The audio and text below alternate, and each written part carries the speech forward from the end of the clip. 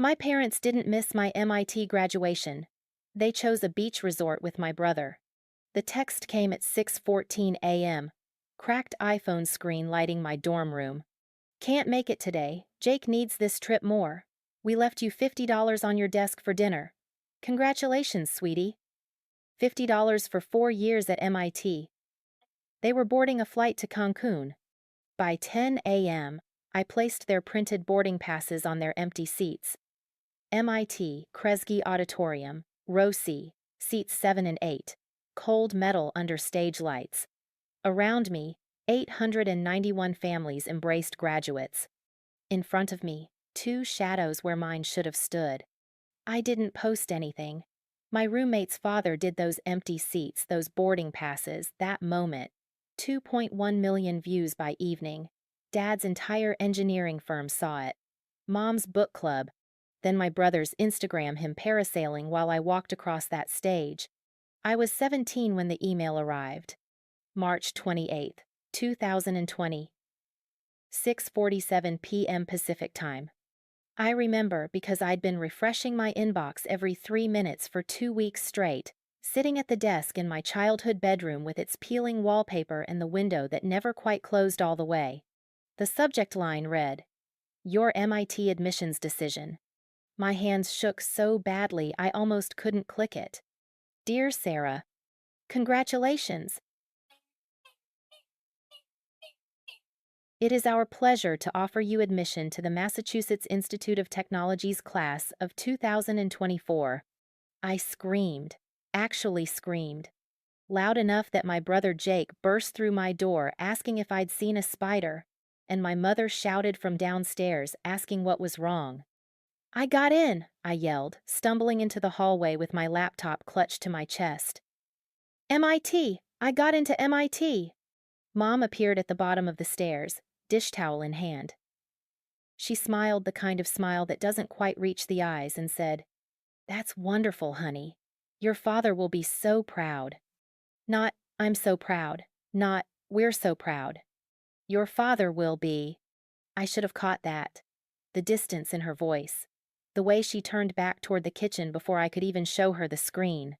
But I was 17 and stupid, and so desperate to believe they cared that I ignored every single warning sign. I wasn't supposed to be an MIT student.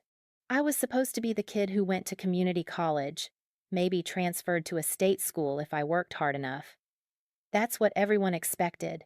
My guidance counselor, my teachers, even my parents, though they never said it out loud. The Chen family wasn't the kind that produced MIT graduates. We lived in a 3-bedroom rental in Beaverton, Oregon, where the plumbing leaked and the carpet smelled like the previous tenant's dog. Dad worked as an accountant at a mid-sized firm downtown. Mom stayed home after Jake was born, though stayed home mostly meant volunteering for every single committee at his school, while mine sent home permission slips she forgot to sign. Money was always tight. Not poverty tight. Not we might lose the house tight.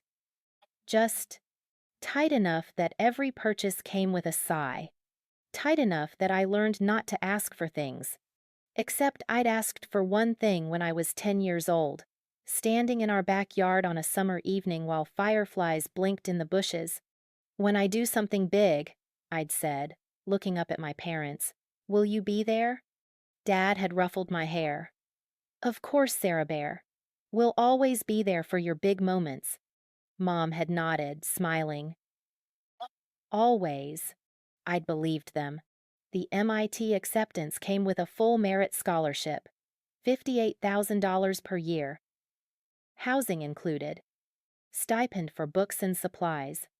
Everything covered except personal expenses, which I could handle with a campus job. It was a miracle, a literal golden ticket. I printed the acceptance letter on our ancient home printer. It took 3 tries because the ink kept smudging and taped it to the refrigerator. Right next to Jake's report card from 8th grade, the one where he'd finally pulled his GPA up to a 2.9. His report card got the center spot, held by 2 magnets. Mine got the corner, held by one. Dad came home from work that evening and found me sitting at the kitchen table, Scholarship details spread out in front of me like treasure maps. MIT, huh? He picked up the financial aid letter, scanning the numbers. This is really something, Sarah. You worked hard for this. I did. I waited. Waited for him to say he was proud. Waited for him to call my grandparents, his co-workers, anyone. Waited for the moment to feel as big as it was. Instead, he set the letter down and glanced toward the living room, where Jake was playing video games with the volume too loud. Your brother's having a tough semester, Dad said quietly. He's really struggling with algebra. Your mom and I have been worried about him. Oh. I gathered my papers into a neat stack. I could tutor him, if that helps. That's sweet of you. Dad patted my shoulder. We'll figure it out. You just focus on getting ready for Boston. He left the kitchen before I could respond. That night, I heard them through the thin walls of my bedroom. Mom and Dad, talking in their room next door. She's going to be fine, Mom was saying. Sarah always lands on her feet. It's Jake I'm worried about. He's so sensitive. If he fails algebra again, he won't, Dad replied. We'll get him a tutor. We'll figure it out. I pulled my blanket over my head and stared at the acceptance letter I'd taped to my wall. Congratulations. It is our pleasure. Welcome to MIT. The words blurred. High school ended in a fog of final exams and graduation rehearsals. Senior year was supposed to be the victory lap, the year you celebrated surviving, but mine felt like running a marathon, while everyone else got to ride in cars. I was valedictorian, 4 gigapascals unweighted, 4.7 weighted, 7 AP classes senior year alone, science Olympiad captain, robotics team lead, national merit scholar. The achievements stacked up like bricks, building a wall I thought would protect me. Our high school graduation was on June 10, 2020 outdoors because of COVID. Families spread across a football field in distanced clusters. I gave the valedictorian speech, wrote it myself, spent 2 weeks revising every line until it was perfect. I talked about resilience, about dreaming bigger than your circumstances, about the future we were all stepping into. When I finished, the crowd applauded politely. I searched for my parents in the sea of folding chairs. Found them in section E, row 12, both of them staring at their phones. Mom didn't look up once. Dad glanced up briefly, clapped twice, then returned to his screen. Jake wasn't there at all. He had a basketball playoff game across town, a game that didn't even determine tournament placement, just seeding. A game that, according to his coach, wasn't that important. But my parents went to that game after my graduation ceremony ended. I learned this because I saw the photos on Facebook that evening. Jake in his jersey, Dad cheering in the stands, Mom holding a sign that said, Go Jake, Hazan 0. The sign had glitter. She'd used glitter. I took down my valedictorian speech from the fridge, the printed copy I'd put up that morning, and shoved it in my desk drawer. The MIT acceptance letter stayed on the fridge for 3 more days. Then Mom took it down to make room for Jake's summer league schedule. I moved to Cambridge, Massachusetts in August 2020 with 2 suitcases and a backpack. Mom dropped me at Portland International Airport. Not both parents, just Mom, because Dad had to take Jake to a basketball camp 3 hours away. A camp that didn't start until the next day, but Jake wanted to get there early and scope it out. The drive to the airport took 40 minutes. Mom spent 38 of those minutes talking about Jake. How worried she was about him starting high school. How sensitive he was to pressure. How hard it would be for him with me gone, because I was always so good at helping him with homework. You'll still be able to help him over video chat, right? She asked as we pulled up to the departures curb. Sure, I said. I didn't tell her I'd already calculated the time difference and realized most of Jake's homework hours would conflict with my classes. Didn't tell her I'd be working 3 part-time jobs just to cover personal expenses the scholarship didn't include. Didn't tell her I was about to walk into the hardest academic environment in the country and would barely have time to breathe, let alone tutor a brother whose parents could afford to hire actual tutors. I just said sure. Mom popped the trunk. I pulled out my suitcases. Well, she put the car in park but didn't turn off the engine. I guess this is it. You're really doing this. Yeah, I tried to smile. I really am. She hugged me. Quick, efficient. The kind of hug you give someone when you're already late for something else. Make us proud, Sarah. Us. Not, we're already proud. Not, we love you. Make us proud. Like I hadn't already. Like the MIT acceptance wasn't enough. Like I had to keep earning it. I watched her car disappear into airport traffic. Then I walked inside, checked my bags, and cried in a bathroom stall for 20 minutes before boarding my flight. Freshman year at MIT was survival mode. I'd known it would be hard.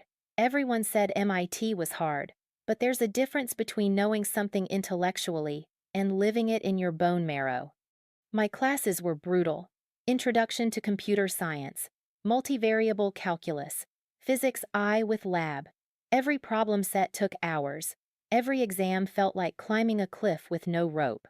My roommate Emma was from Connecticut, daughter of 2 doctors, graduate of a private prep school that cost more per year than my parents' annual income. She was brilliant and kind and completely unaware that not everyone grew up with tutors and SAT prep courses and family connections. Want to grab dinner at that new Thai place? She'd ask. I'd calculate the cost $15, maybe 20, and shake my head. I've got cup noodles here. I'm good. She didn't push. That was one thing I loved about Emma. She didn't make me explain. I worked 3 part-time jobs that first year. Library circulation desk, 12 hours per week, $13 per hour. Dining hall server, 8 hours per week, $14 per hour plus leftover food I could take back to the dorm.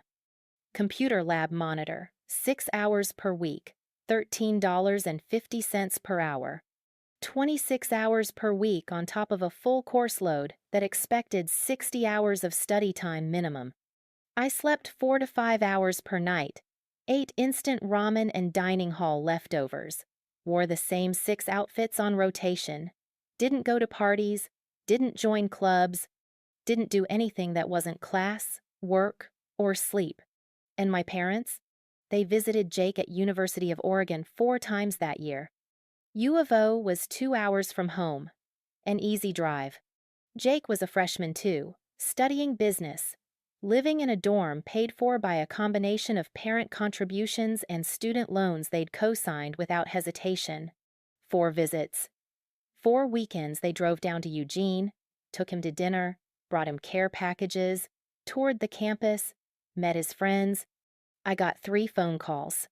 1 in September. How are classes? Good? Okay, honey, I have to go. Jake's struggling with his business calculus homework, and I told him I'd help him find a tutor. 1 in December. We're not doing much for Christmas this year since you can't make it home. I couldn't afford the flight. I'd asked if they could help. They said money was tight. But we'll FaceTime you on Christmas morning. Jake's so excited to show you his new gaming setup. 1 in March. Dad got a promotion. We're taking Jake on a celebratory trip to Seattle next weekend. Just a quick getaway. Wish you could come, but I know you're busy. They never asked how I was affording food. Never asked if I was okay. Never asked if I needed anything. They just assumed I'd land on my feet. Sophomore year, I stopped expecting anything. It was easier that way. Safer. You can't be disappointed if you don't hope. I kept my head down. Took my classes, worked my jobs, built a life that didn't include my family in any meaningful way. Emma's parents, on the other hand, adopted me. They visited Emma once a month, every single time. They invited me to dinner. Paid for my meal without making it weird. Asked about my classes and actually listened to the answers. Bought me textbooks for Christmas when they found out I'd been renting them to save money. You're part of the family now, Emma's mom told me once. Squeezing my hand across the table at a restaurant I could never have afforded on my own. I cried in the bathroom after that dinner. Because it felt so good. And because it highlighted how little my own family checked in. That year, My parents sent me a care package exactly once. A box of store-brand cookies and a card that said, "Thinking of you," in my mother's looping handwriting. They sent Jake 4 care packages. I knew because he posted photos on Instagram every time, tagging them with number blessed and number best parents ever. I unfollowed him after the 4th post. Junior year was when I started to excel. I'd survived the brutal adjustment period. Found my rhythm. My GPA climbed to a 4. I joined a research lab studying artificial intelligence applications in accessibility technology. My work got published in a conference paper, not as lead author, but my name was there in black and white, proof I belonged. I was thriving. In March of junior year, I emailed my parents the published paper, attached the PDF, wrote a whole paragraph explaining what the research meant, how hard I'd worked, how excited I was. My mother responded 6 hours later. "That's wonderful, sweetie. Your father and I are so proud." My father didn't respond at all. 2 days later, my mother posted on Facebook, "Jake got an A on his marketing project. So proud of our boy." 43 likes, 17 comments, 3 shares. My research publication got 0 acknowledgement on their social media. I took a screenshot of both. Don't know why. Some part of me needed proof it wasn't in my head. That same month, March 2023, was Jake's birthday. He turned 20. My parents threw him a party at the house, nothing huge, just family and a few friends. They posted photos, cake with elaborate frosting, decorations, Jake grinning in front of a pile of presents. A week later was my birthday. I turned 21. I got a text at 9 p.m. "Happy birthday, Sarah. Sorry we didn't call earlier. Crazy day. Love you." No card. No call. No present. Emma bought me cupcakes and we ate them in our dorm room while watching bad reality TV. "Your parents are assholes," she said, frosting on her upper lip. "They're just busy," I replied automatically. She gave me a look. "Sarah, stop making excuses for them." I didn't respond. Because she was right. And because admitting it out loud would break something inside me I wasn't ready to lose yet. Senior year arrived like a freight train. Suddenly, I was applying for jobs, preparing for graduation, wrapping up my thesis research. The finish line was visible, and everything felt both exhilarating and terrifying. In January 2024, I ordered graduation announcements. Fancy ones. The kind with embossed lettering and heavy cardstock. I spent $40 I didn't really have because this was MIT, and it was graduation, and it was the one thing I wanted to be proud of. I sent one to my parents with a note, "I'd really love for you to be there. It's May 31st at 10 a.m. I know it's far, but it would mean everything." Mom called 2 days later. "Of course we'll be there," she gushed. "We wouldn't miss it. MIT graduation, our daughter, we're going to tell everyone." Relief flooded through me. "Really? You'll come?" "Absolutely. Let me check with your father about flights. But yes, we'll be there." I hung up and cried. Happy tears this time. Emma hugged me. "See? They came through." "They came through," I repeated. I should have known better. May 31st, 2024. Graduation day. I woke up at 5:45 a.m. to my alarm, heart already racing. This was it. The day I'd been working toward for 4 years. The day my parents would finally see what I'd accomplished. I'd laid out my outfit the night before. Black dress, comfortable flats, simple jewelry. My cap and gown hung on the back of my door. The MIT seal embroidered in cardinal red and steel gray. Emma was already awake, scrolling through her phone in bed. "Big day," she said, grinning at me. "You ready?" "So ready," I stretched, reaching for my phone to check the time. That's when I saw it. 3 text messages, all from my mother, all time-stamped 6:14 a.m. My stomach dropped before I even opened them. "Mom, Sarah, honey, I'm so sorry, but we can't make it today." "Mom, Jake really needs this trip. He's been so stressed with finals and we planned this weeks ago. We can't cancel now. Mom, we left you $50 on your Venmo for a nice dinner. Congratulations, sweetie. We're so proud of you. I read them 3 times, 4 times, 5. The words didn't change. Sarah? Emma's voice came from far away. You okay? I couldn't speak, couldn't breathe. My hands were shaking so hard I almost dropped my phone. Emma crossed the room in 2 steps and took the phone from my hands. Read the messages. Her face went pale. No, she whispered. No, they didn't. I checked Venmo. $50. Sent at 6:11 a.m. with the note. For dinner tonight. Proud of you. $50. 4 years at MIT. 3 jobs. 4 hours of sleep per night. Research publications. Of 4 gigapascals. $50. Sarah, Emma started. I pulled up Instagram with numb fingers. Scrolled to Jake's story. The first slide was posted at 5:47 a.m. Airport selfie. Jake grinning with sunglasses already on. Caption, Cancún, here we come. The second slide. Mom and Dad visible in the background at the gate. Dad holding boarding passes. Mom laughing at something. The third slide. Timestamp 6:03 a.m. Boarding now. Vacation mode activated. They were on the plane.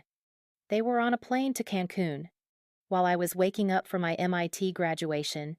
Those absolute motherfuckers, Emma breathed. I couldn't cry. The tears wouldn't come. I just sat there on my bed in my pajamas, holding my phone, staring at my brother's stupid smiling face. We planned this weeks ago, I repeated numbly. Weeks ago.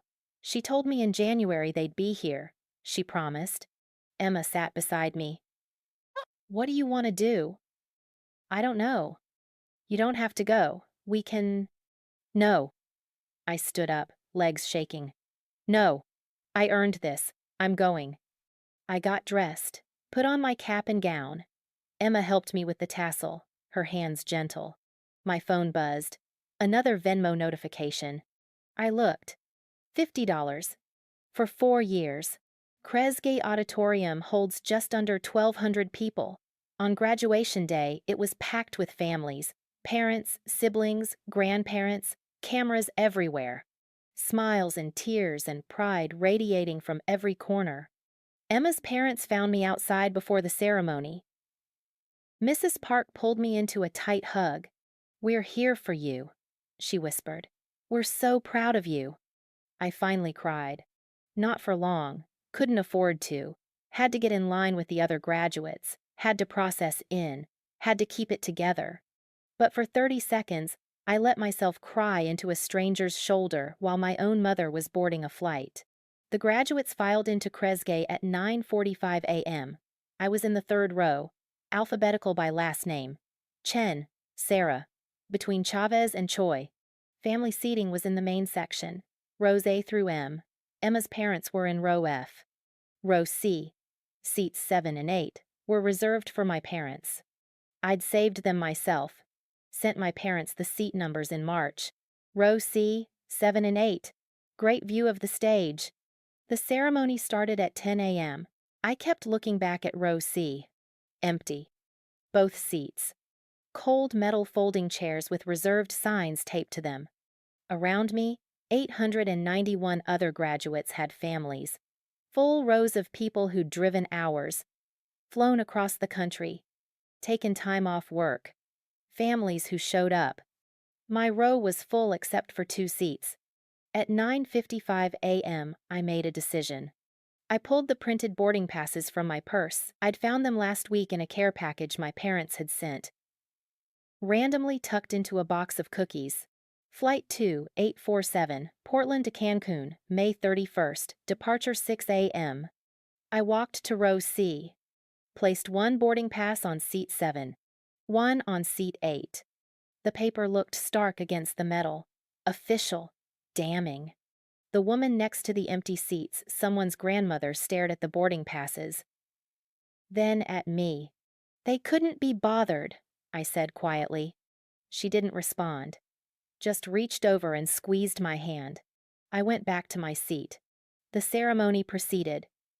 Speeches. Awards. The dean talked about resilience and innovation and the future we were stepping into. I barely heard any of it. I heard Emma's parents cheering when Emma's name was called. I heard families screaming with joy for their graduates. I heard the silence when they called Sarah Chen and I walked across the stage. Emma's parents clapped. A few other people, classmates, probably joined in. But no one screamed my name. No one rushed the aisle with a camera.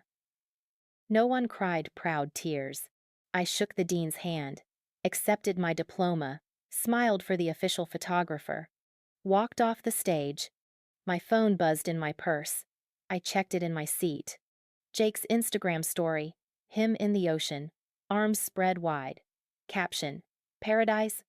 Posted at 10:27 a.m., exactly when I was walking across the stage.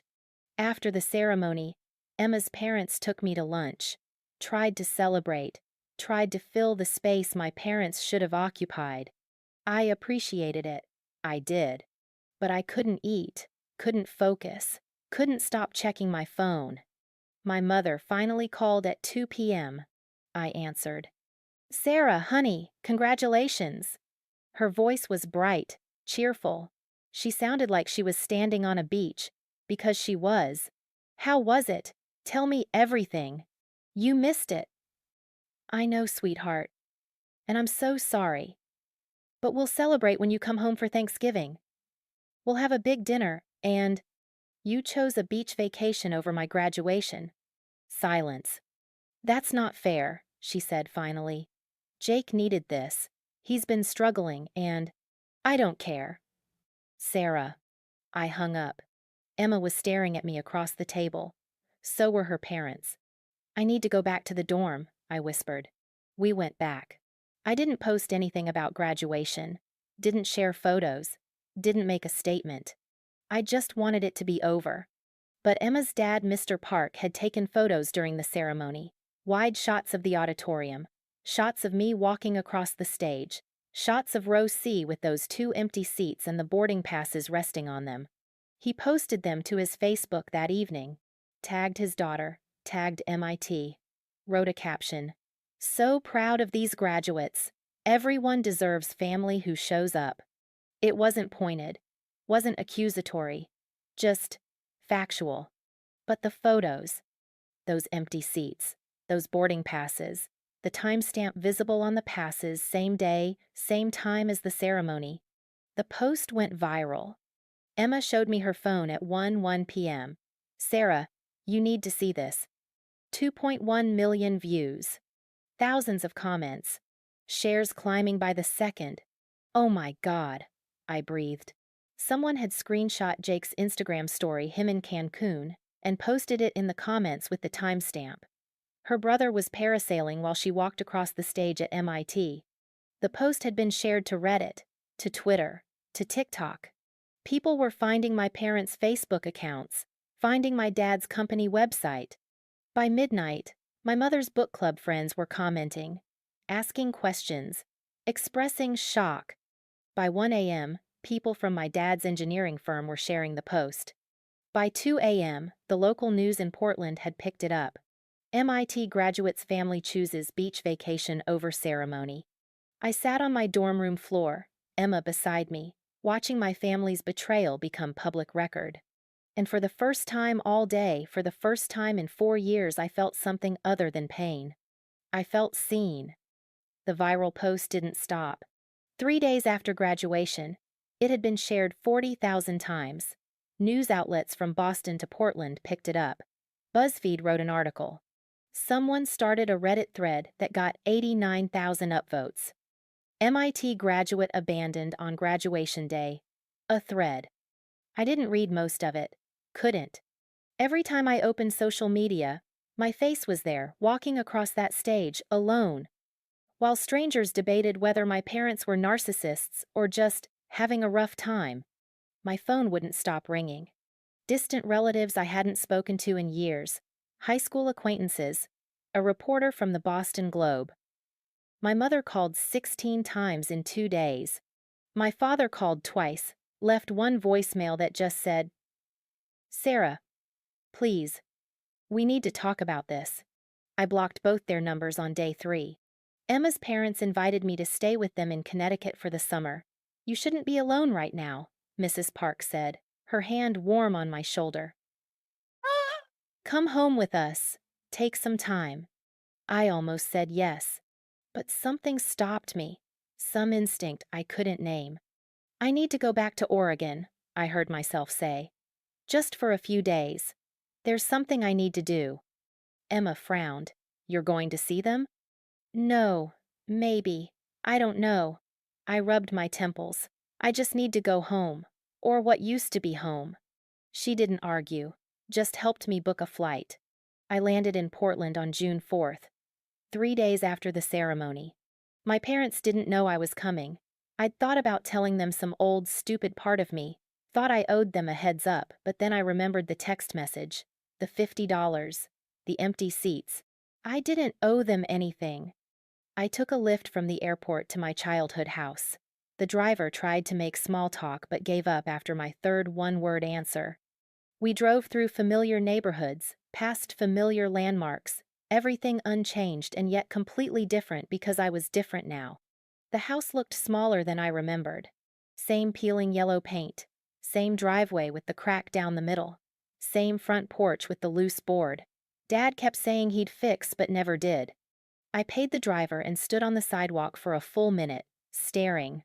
My key still worked. That surprised me. I'd half expected them to change the locks. Inside, the house was silent.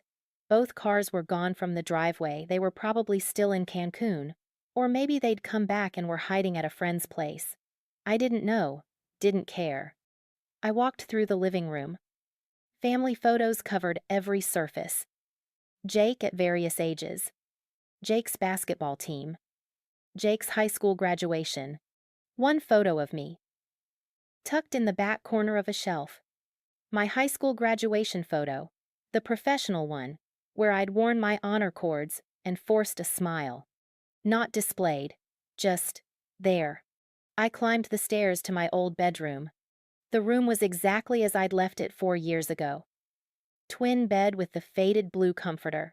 Desk under the window. Bookshelf crammed with paperbacks and textbooks I couldn't fit in my MIT dorm. And on the desk, mail. A stack of it. Forwarded from MIT, probably sent here when the dorm closed for summer. My parents must have collected it, meant to send it to me, forgot. I sat down and started sorting. Junk mail, credit card offers, a thank you card from Emma's parents, my official MIT transcript in a sealed envelope, and then a white envelope, slightly crumpled, from Capital One. Addressed to me. Statement for account ending in 4,738. I didn't have a Capital One card. My hands started shaking before I even opened it. The statement was 3 pages long. Account holder, Sarah Marie Chen. Account opened, the 15th of March 2024. Current balance, $4,218.67. I read it twice, 3 times. The numbers didn't change. March 15th, 2024, 2.5 months before graduation. I'd opened a credit card 2.5 months before graduation? No, I hadn't. I scanned the charges. The 18th of March 2024, Sandals Resort Cancun, $1,847. The 18th of March 2024, 24, Alaska Airlines, $891.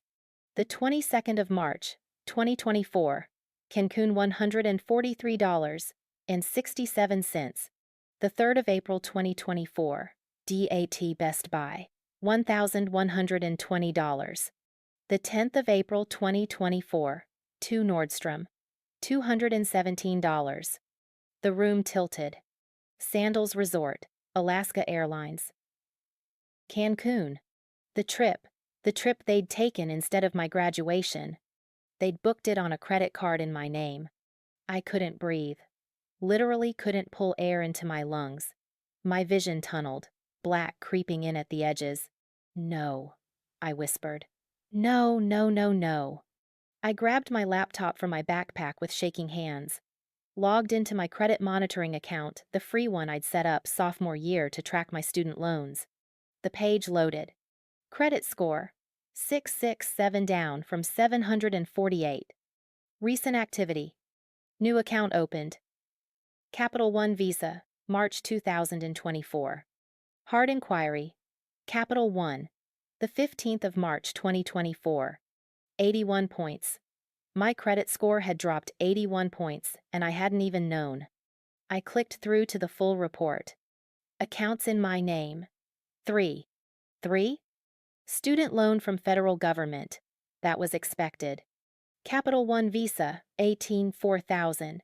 $218.67 balance. That was the statement in my hands. And Chase Freedom. Account opened January 2023. Current balance $3,104.22. The room spun. January 2023, a year and a half ago, junior year. There was another card I didn't know about. I pulled up my email on my phone, searched Chase Freedom, found a dozen promotional emails, unopened, dating back to January 2023. Subject lines, "Your statement is ready. Payment due soon. Payment overdue." All sent to my MIT email address, all filtered to spam because I'd never signed up for Chase alerts. I opened the most recent one, clicked the link. It asked for login credentials I didn't have. "Call customer service," I muttered to myself. "Call and report fraud. Call and—" My phone buzzed in my hand. A voicemail notification. From a Portland number I didn't recognize. Left 3 hours ago, while I was on the plane. I hit play. "Hello, this message is for Sarah Chen regarding Chase Freedom account ending in 7,821. This is a courtesy call about your overdue balance of $3,104.22. Your account is currently 60 days past due. Please call us back at—" I dropped the phone. 60 days past due. They hadn't even been making payments. I don't know how long I sat there. Could have been minutes. Could have been an hour. Eventually, I picked up the phone again. Called Chase Customer Service with numb fingers. "Chase Freedom Customer Service. This is Derek. How can I help you today?" My voice cracked. I received a voicemail about an account in my name. Account ending in 7,821. I didn't open this account. I can help you with that. Can I get your full name and the last 4 digits of your social security number? I gave them. Keys clicking on the other end. Then, "Okay, Miss Chen, I'm showing this account was opened on the 12th of January 2023. Is that correct?" "No, I didn't open it. I'm calling to report fraud." "I understand. Let me pull up the application. One moment." More clicking. My heart pounded so hard I thought I might vomit. "Miss Chen, I'm showing the application was submitted online on the 11th of January 2023.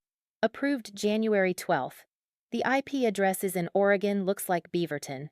And the card was mailed to, let me see, 847 Maple Drive, Beaverton, Oregon. Is that a familiar address?" My childhood home. My address. "That's my parents' house," I whispered. "And is it possible they opened this account with your permission?" As an authorized user situation or... No. My voice was steel now. No. I was at college in Massachusetts. I never authorized this. I never even knew this account existed until today. "I see. In that case, I'll need to start a fraud investigation. Can I ask, do you still have access to the physical card? We'll need to cancel it and..." "I don't have the card. I've never seen the card. Whoever opened this account has it." "Understood. And do you know who might have opened it?" I closed my eyes. My parents. Derek walked me through the fraud report process. I had to answer 100 questions, verify my identity 17 different ways, swear I hadn't authorized any charges. "The investigation will take 30 to 45 business days," he said. In the meantime, we'll freeze the account so no new charges can be made. You won't be responsible for any fraudulent charges once the investigation is complete. What about my credit score? My voice sounded hollow. It's already dropped. Once fraud is confirmed, we'll work with the credit bureaus to remove the negative marks, but that process can take a few months. A few months. Months of damaged credit because my parents had stolen my identity. I thanked him. Hung up. Immediately called Capital One. Same process, same questions, same sinking horror as I confirmed that yes, this was fraud.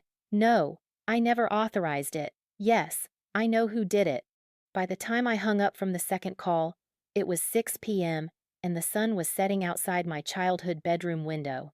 I sat in the growing darkness, holding 2 credit card statements that proved my parents were criminals.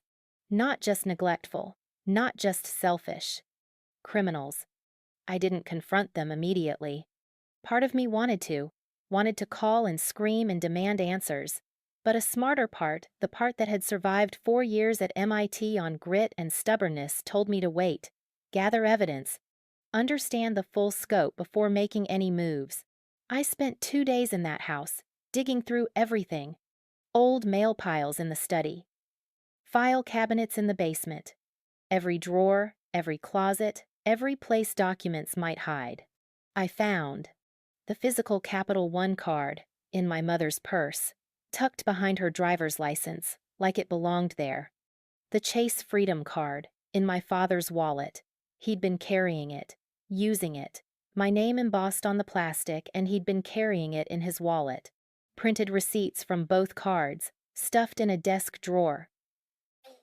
Resort charges, flights, restaurants, a laptop for Jake. Clothes, furniture for Jake's dorm room. And beneath all of that, in a locked filing cabinet, I broke into with a screwdriver. The credit card applications themselves. Printed, filled out in my mother's handwriting. My social security number, my date of birth, my MIT address, my email. Signatures that looked like mine but weren't she'd practiced. I could see the scratch marks on scrap paper in the same drawer. My mother had forged my signature. Multiple times. On federal documents. I took photos of everything, every application, every statement, every receipt, uploaded them to a private cloud folder, sent copies to my personal email. Evidence. I had evidence. My parents came home on June 6th. I heard them before I saw them. The garage door opening, car doors slamming, Jake's voice saying something about being exhausted. I was sitting at the kitchen table, waiting. The credit card statements spread out in front of me like evidence at a crime scene. The door from the garage opened. My mother walked in first.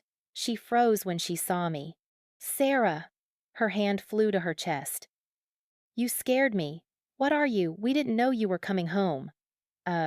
Clearly. I didn't stand, didn't move, just stared at her. Dad appeared behind her, suitcase in hand. His face went pale. Jake pushed past both of them, oblivious, earbuds in. He saw me and grinned. "Hey, sis, when'd you get here?" "2 days ago." He shrugged, already heading for the stairs. "Cool, I'm gonna crash. That flight was brutal." He disappeared upstairs. Mom set her purse down slowly. "Honey, I know you're upset about graduation, but sit down." My voice was calm, too calm. They sat. I pushed the Capital One statement across the table. "Explain this." Mom's eyes darted to the statement. Then to Dad. Then back to me. "I can explain," she started. "Please do." Her hands twisted together. "We were going to pay it back. We needed to book the trip quickly, and we didn't have the cash available, and we knew you weren't using your credit, so you committed identity theft." "No." Dad's voice was sharp. "It's not identity theft. You're our daughter. We were always going to pay it back." "Without asking me first? Without even telling me?" I pulled the Chase statement from the pile and added it to the table. "What about this one?" January 2023. "Did you plan to pay this back too?" Silence. Mom's face crumpled. Sarah, please. We didn't mean to. You forged my signature, multiple times, on federal documents. I pulled out my phone, showed them the photos I'd taken. I have the applications, both of them. Your handwriting, Mom. Your IP address. This house. Dad stood abruptly.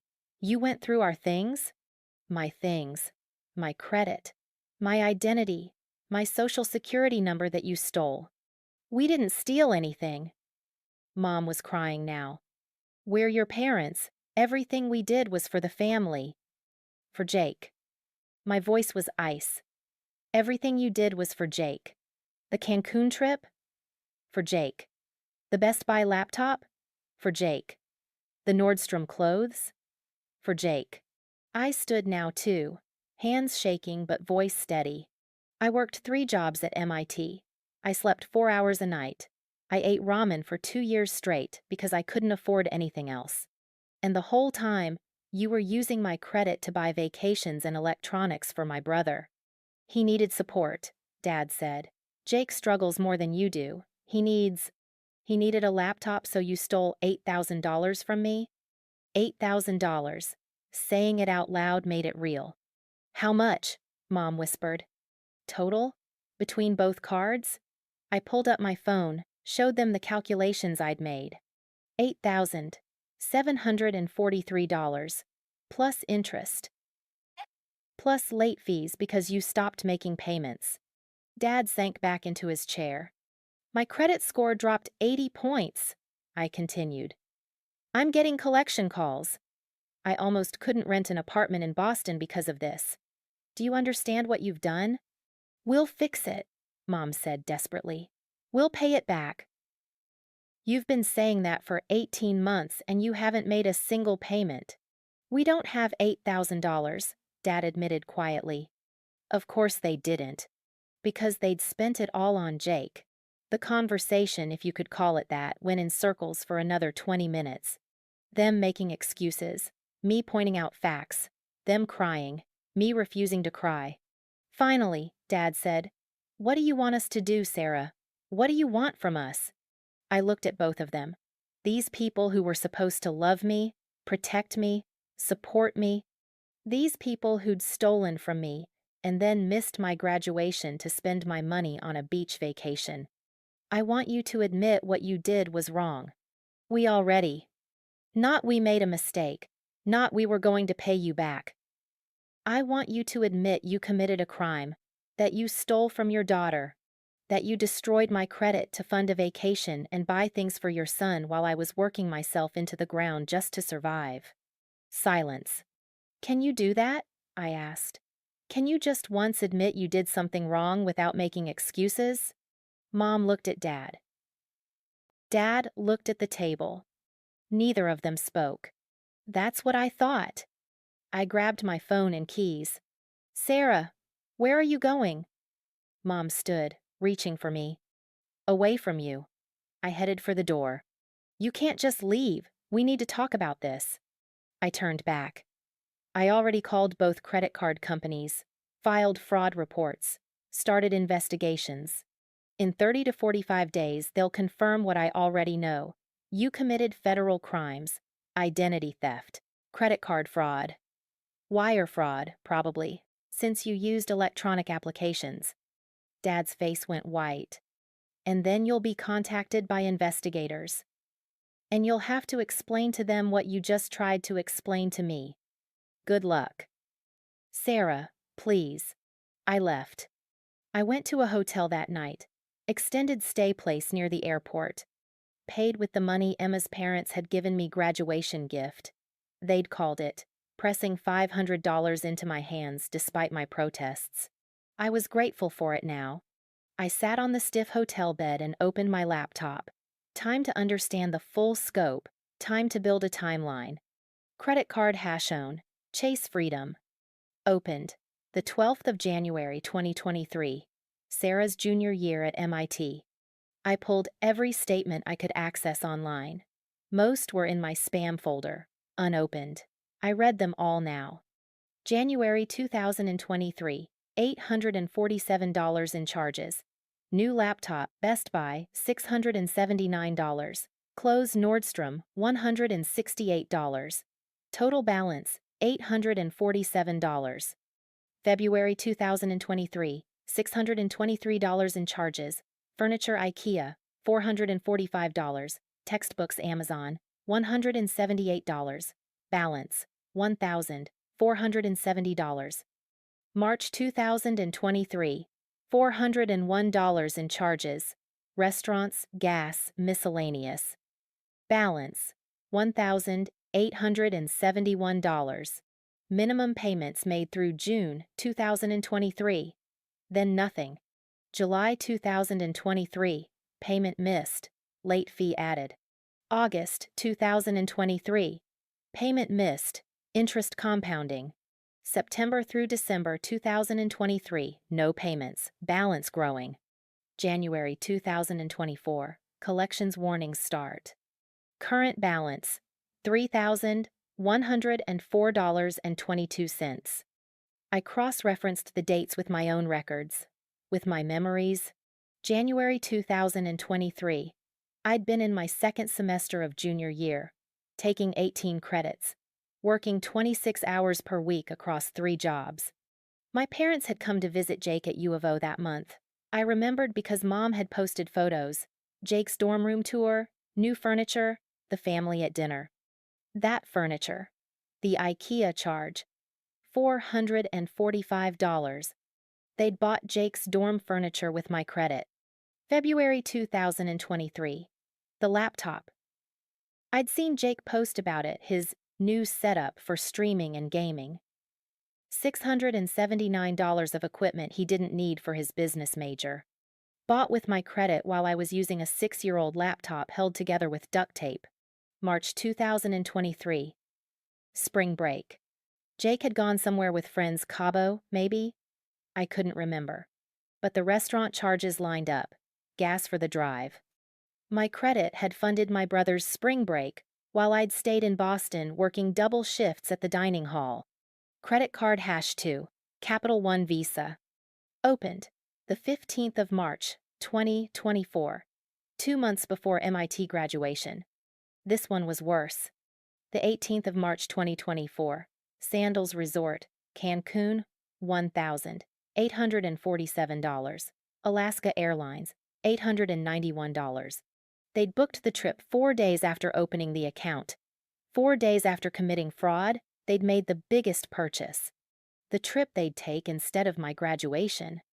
They'd planned it in March, confirmed it, bought non-refundable tickets and resort packages.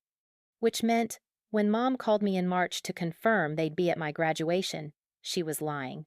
She already had the tickets, the reservation, the printed boarding passes.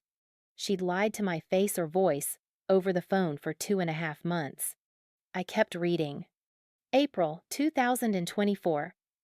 Best Buy charge, $1,120. Another laptop. Newer model. Jake had posted about it. Upgraded my setup thanks to the parents. Thanks to my credit. April 2024. Nordstrom, $217. I found the Instagram post. Jake in new clothes, tagged Mom Knows My Style. May 2024. Miscellaneous charges up to graduation day. 0 payments made. They'd opened the card, maxed it out immediately, and never paid a cent. I created a spreadsheet, documented every charge, cross-referenced with social media posts, my parents' Facebook, Jake's Instagram. Every purchase tracked back to Jake, every single one. Not a single charge for me, not one. They'd stolen my identity to fund my brother's life while I struggled to fund my own. The worst part, the part that made me physically sick, was the dates. I scrolled back through my email. Found messages I'd sent to my parents during this time period. The 15th of January 2023. Hey Mom and Dad, I hate to ask, but is there any way you could help with my textbooks this semester? They're $400, and I'm stretched really thin with rent. I can pay you back when I get my summer internship paycheck. Response, Mom, the 16th of January 2023. Sorry, honey. Money is really tight right now. Can you rent the books instead? 3 days later, they'd charged $178 in textbooks to my Chase card. For Jake, the 8th of March 2023. Hi. My laptop is dying. Literally won't hold a charge anymore. I found a refurbished one for $300. Any chance you could spot me until summer? I'm working as many hours as I can, but barely covering rent and food. Response Dad, the 9th of March 2023. Can't swing it right now, Sarah Bear. Try the MIT Tech Library. They might have loaners. The MIT Tech Library did have loaners. I'd borrowed one for 2 months. Had to return it every week. Couldn't install any of my own software. Meanwhile, they'd bought Jake a $679 laptop. With my credit. The 20th of April 2024. Just wanted to confirm you're still coming to graduation May 31st? Need to reserve your seats. Can't wait to see you. Response Mom, the 21st of April 2024. Absolutely, we're so excited. Wouldn't miss it for anything. She'd sent that message 3 weeks after booking non-refundable tickets to Cancun. She'd known. The entire time, she'd known she wasn't coming. And she'd lied. I sat back staring at the spreadsheet. The timeline. The evidence of 18 months of systematic fraud and lies. This wasn't a mistake. This wasn't, we were going to pay you back. This was calculated, deliberate, ongoing. Every time I'd asked for help, they'd said no. Every time, they'd turned around and spent my money on Jake. And when confronted, they'd made excuses. Jake needed support. It was easier to use your credit. We were going to pay you back. Lies. All of it. My phone buzzed. Text from Emma. You okay? Haven't heard from you in 2 days. I stared at the message. Was I okay? No. But I was angry. Finally. Properly angry. Not sad. Not hurt. Not confused. Angry. I typed back. I found proof. They've been stealing from me since junior year. $8,740 total. I have everything documented. 3 dots appeared immediately. Then, holy shit, what are you going to do? I looked at the spreadsheet. The photos of forged signatures. The credit card applications. The timeline that proved premeditation. What was I going to do? I was going to make sure they faced consequences. Real ones. I typed, I need to talk to a lawyer. Do you know anyone? Emma's response came fast. My mom's friend is a lawyer in Boston, specializes in fraud cases. I'll get you her number. Thank you. Sarah? Yeah? Burn them to the ground. I smiled for the first time in days. Planning on it. I flew back to Boston on June 8th. Emma picked me up from Logan Airport. One look at my face and she pulled me into a hug right there in arrivals, travelers streaming around us like water around rocks. You look like hell, she said. I feel like hell. She grabbed one of my suitcases. Come on, we're going to my apartment. You're staying with me until you're ready to deal with your own place. I didn't argue.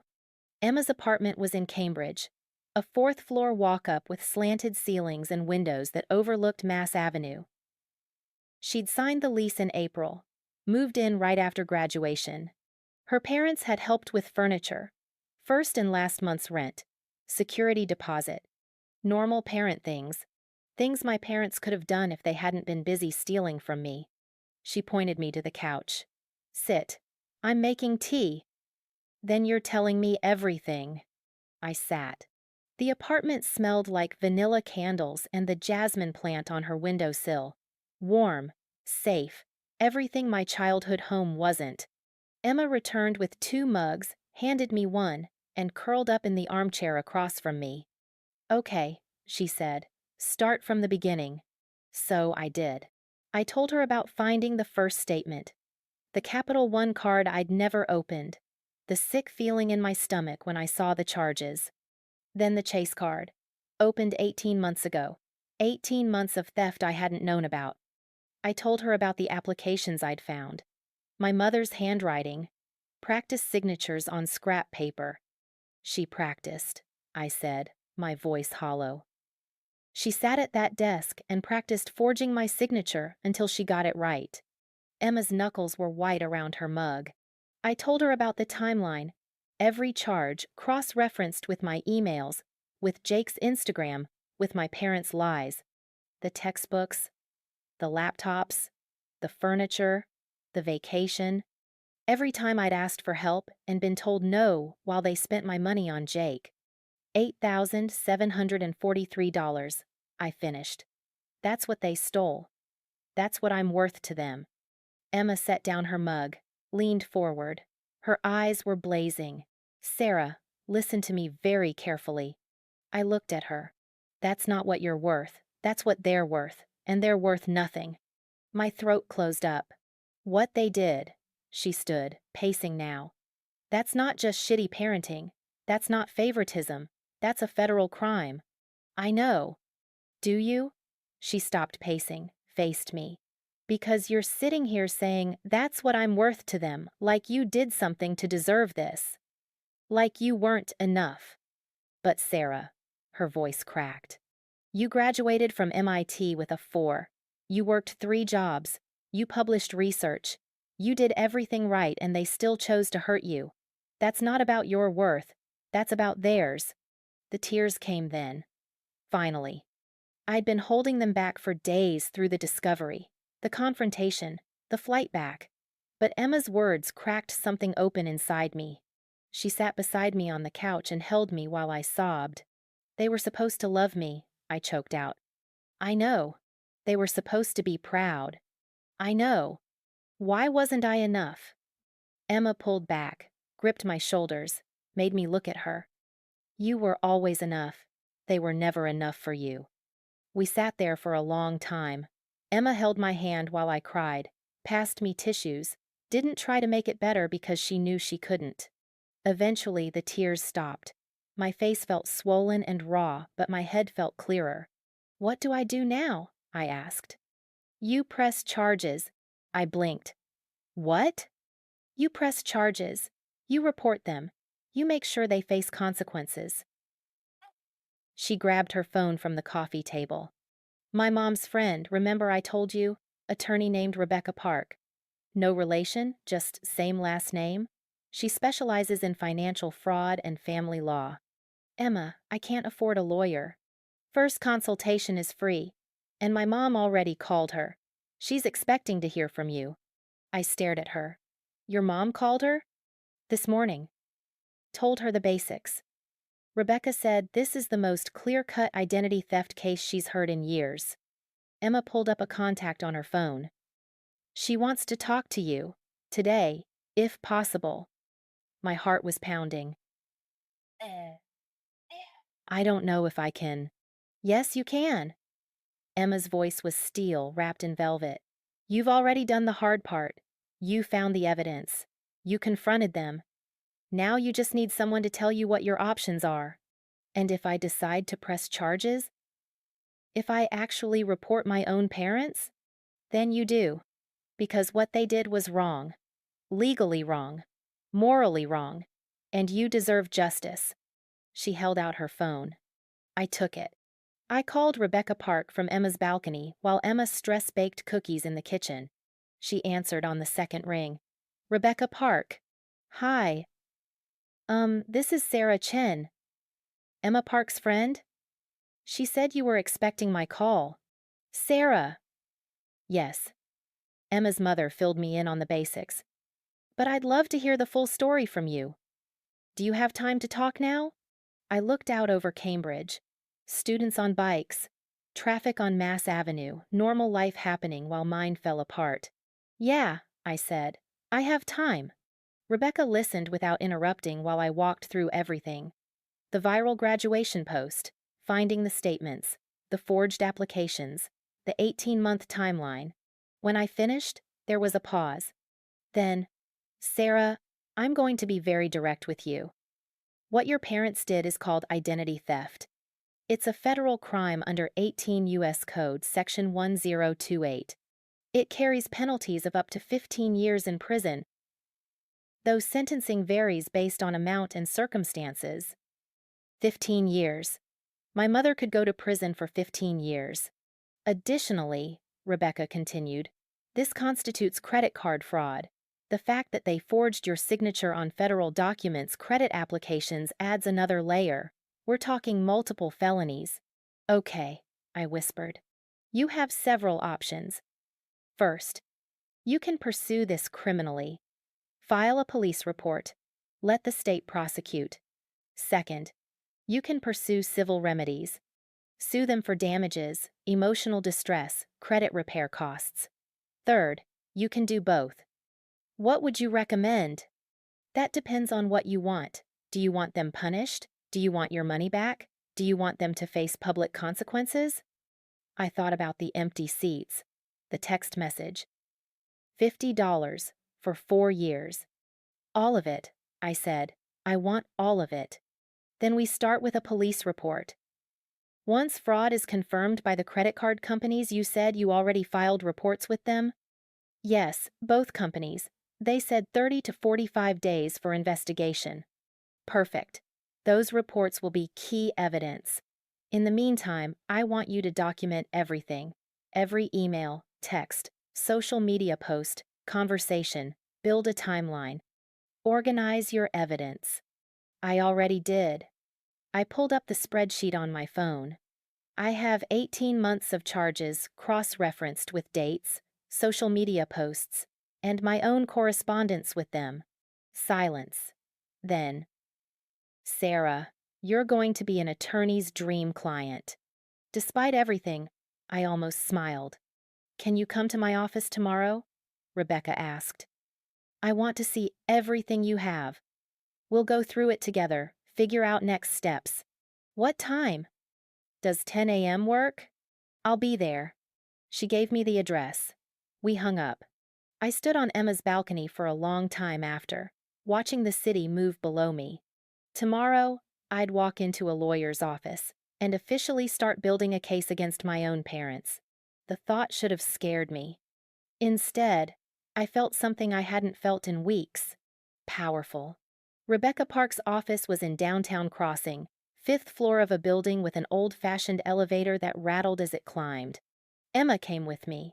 Moral support, she said when I tried to tell her she didn't need to. The office itself was small but professional. Bookshelves lined with legal texts, a desk covered in neat stacks of files. 2 chairs across from Rebecca, who stood to greet us when we entered. She was younger than I expected, maybe mid-30s, with sharp eyes and a handshake that meant business. Sarah, Emma, please, sit. We sat. Rebecca opened a legal pad, clicked her pen. Let's start with what you have. You mentioned a timeline? I pulled out my laptop and opened the spreadsheet I'd built, turned it so she could see. She leaned forward, started scrolling. Her expression didn't change, but I saw her jaw tighten. You documented every charge? She asked. Every one, cross-referenced with social media posts, email correspondence, and my own records. The second tab has photos of the physical evidence, the credit cards I found in their possession, the forged applications, the receipts. Rebecca clicked to the second tab, studied the photos. These applications, you found them where? Locked filing cabinet in my parents' home office. I broke into it. Technically illegal entry, but since it's your parents' home and you're a legal adult with a history of residence there, it's a gray area. We won't lead with this, but we can use the evidence. She made a note. And these signatures, you're certain they're forged?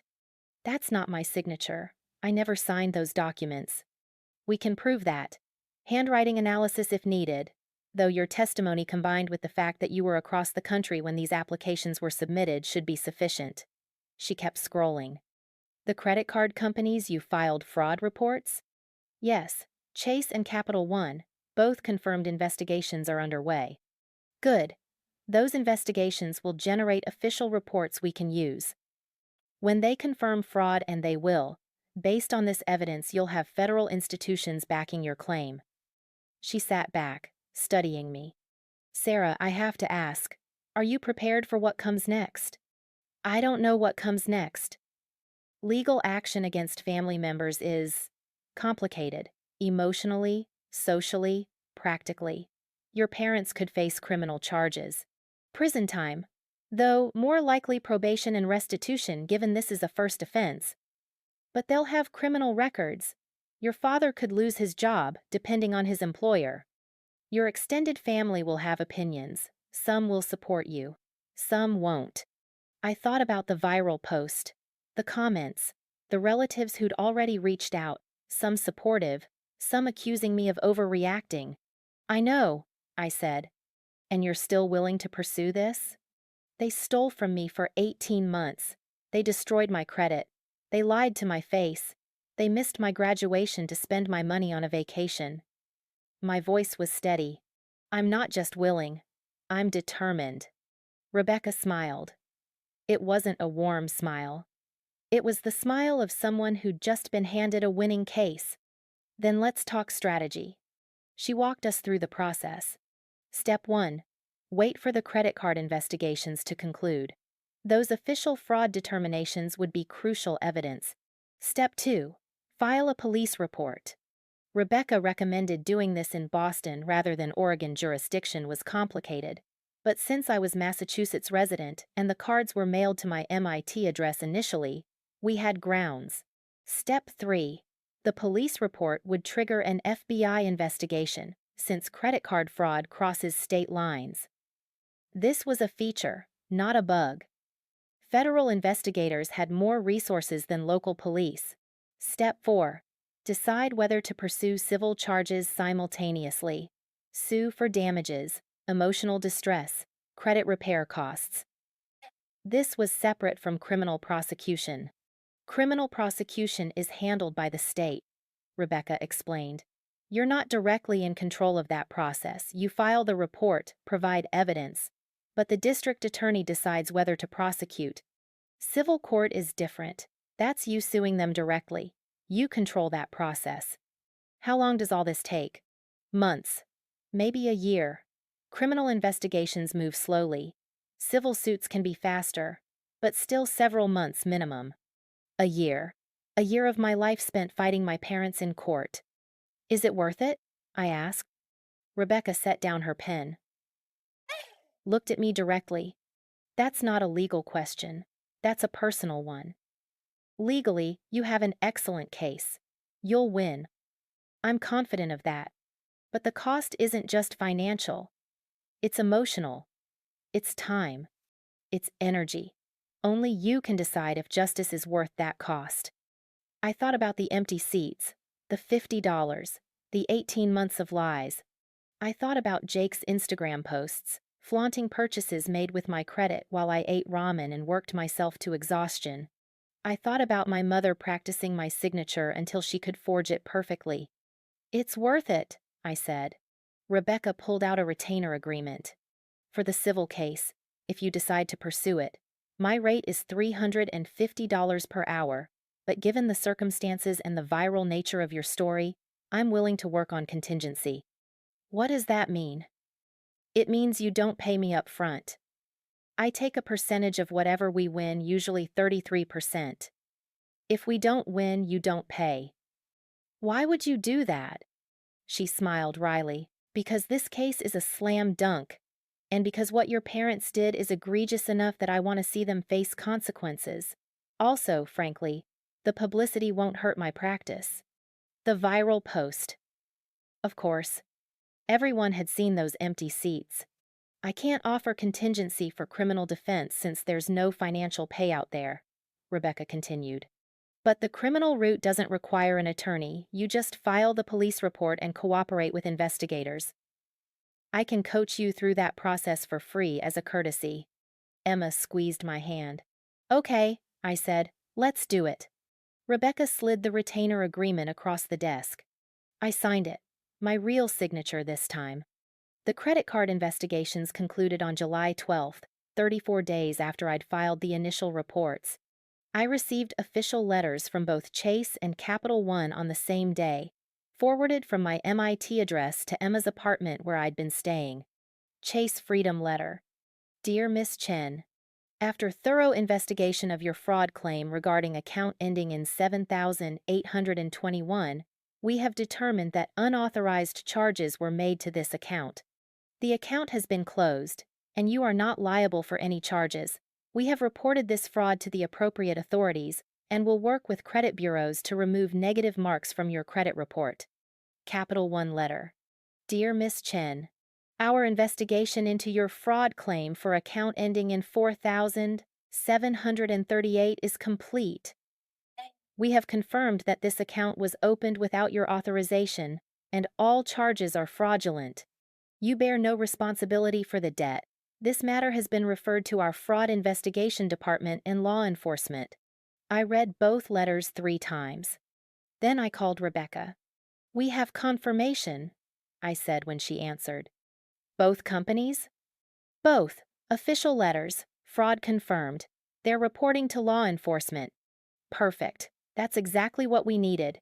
Can you scan and send those to me? Already done. Excellent. Next step. Police report. Are you ready? I looked at Emma, who was watching me from the kitchen.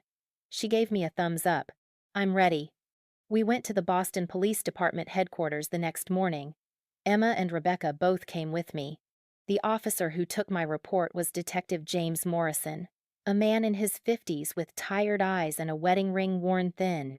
He listened while I explained, took notes, asked clarifying questions. You have the credit card statements? I handed him a folder, everything printed and organized. Statements, applications, photos, timeline, the fraud confirmation letters. He flipped through it slowly. His expression darkened with each page. Your parents did this? Yes.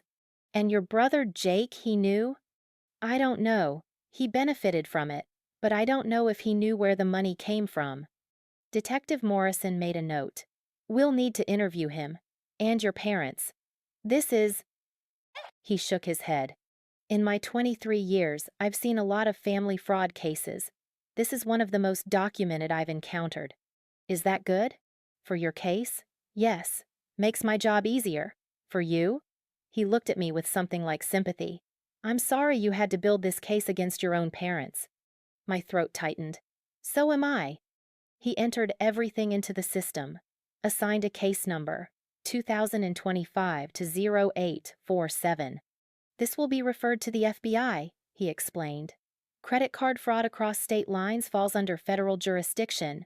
An agent will contact you within 2 weeks to schedule an interview. In the meantime, do not contact your parents. Don't respond to their calls, texts, emails. Any communication could complicate the investigation. I haven't talked to them since June. Good, keep it that way. He handed me a copy of the report. Official, stamped, real. I'd just reported my parents to the police. We left the station in silence. Emma drove us back to her apartment while Rebecca took a call in the front seat. I stared out the window, case report in my lap. This was really happening. Federal investigation, FBI involvement, potential criminal charges. My parents could go to prison. The thought sat heavy in my chest. Not guilt, exactly, but not satisfaction either. Just wait. Back at Emma's apartment, Rebecca spread out more documents on the coffee table. Now we start building the civil case, she said. While the criminal investigation proceeds, we can file a civil lawsuit, sue, for the full amount of the fraud, plus damages. What kind of damages? Emotional distress, cost of credit repair. Loss of financial opportunities. You mentioned having trouble renting an apartment because of your damaged credit? Yeah, I had to apply to 4 places before one approved me. Had to pay double security deposit. That's quantifiable damage. We'll include it. She made notes. We can also pursue punitive damages. These are meant to punish particularly egregious behavior. Given the premeditation, the duration, and the fact that they continued even after you asked for financial help, I think we have strong grounds. How much are we talking? Civil suit? We ask for the full amount, stolen $8,743 plus interest, plus documented damages. Depending on credit repair costs, rental deposits, and emotional distress, We could be looking at $15,000 to $20,000 total, maybe more if we push punitive damages. $20,000. My parents would never have $20,000. What if they can't pay? Then we garnish wages, put liens on property. They'll pay, one way or another. It might take years, but they'll pay.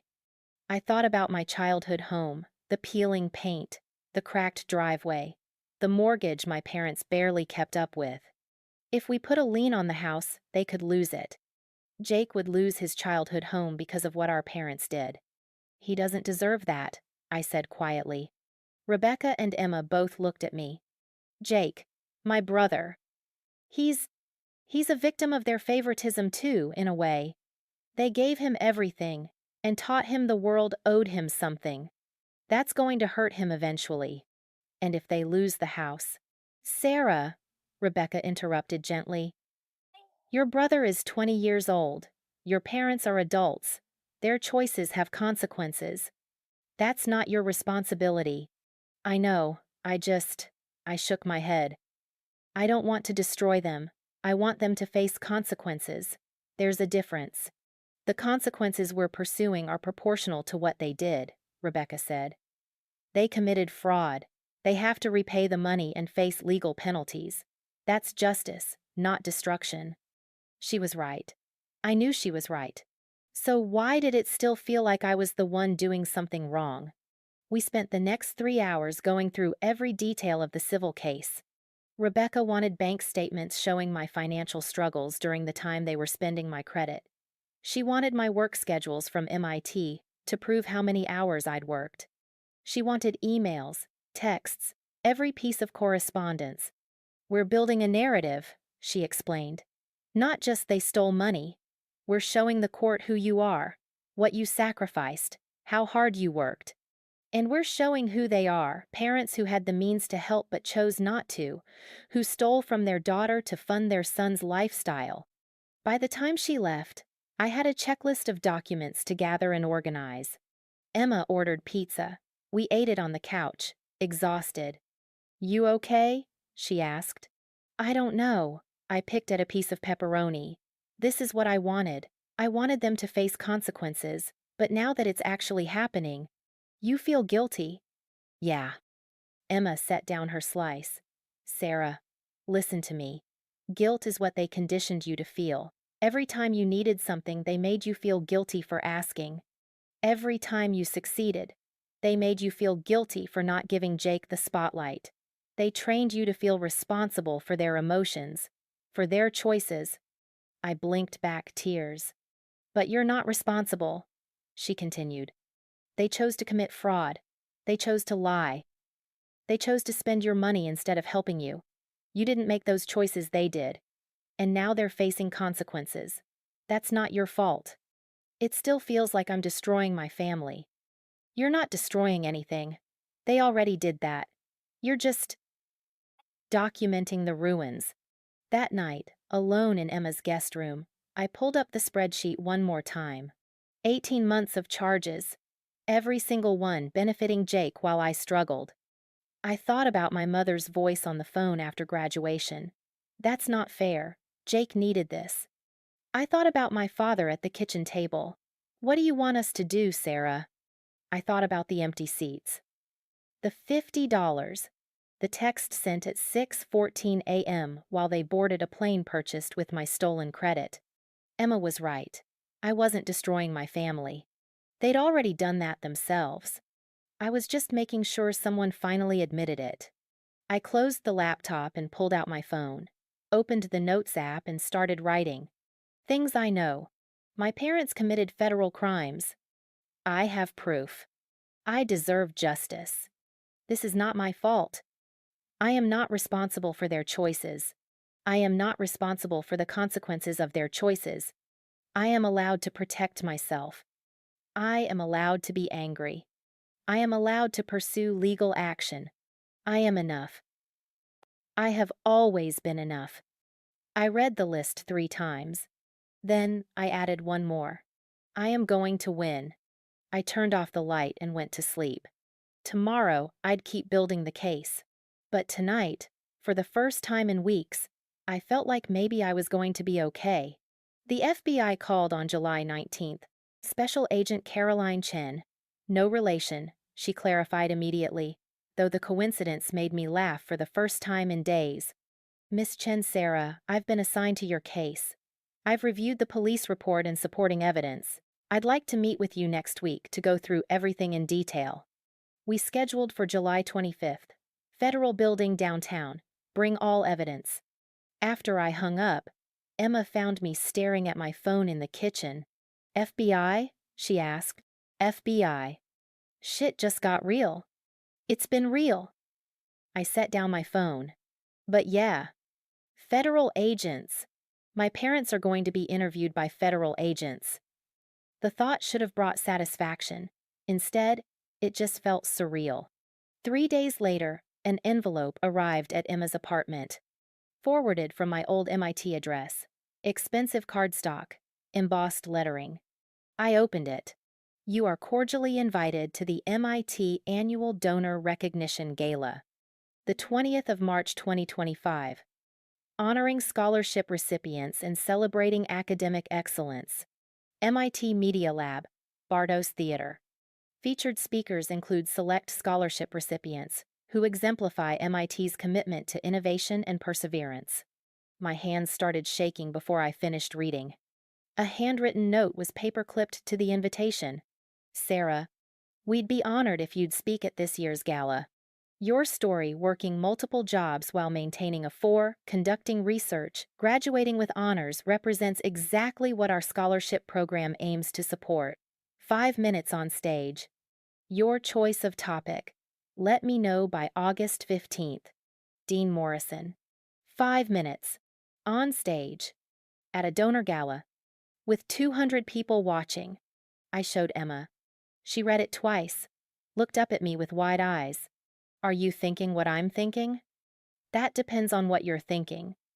I'm thinking this is your platform. 200 people. Donors, faculty, MIT leadership. Your parents would never miss an event like this, not one where you're the featured speaker. Not after the graduation post went viral and everyone knows they skipped your ceremony. My heart started pounding. They'd have to show up. I continued slowly. For their image, to prove to everyone they support me. It's in March, 8 months away. Plenty of time for them to think the heat has died down. Plenty of time for you to build your case, Emma added. Criminal investigation will be done by then. You'll have all the evidence you need. I looked at the invitation again. The 20th of March 2025. 8 months from now. 8 months to prepare. To gather every piece of evidence. To build a presentation that would expose everything they'd done. 5 minutes on stage. With 200 witnesses. Including my parents.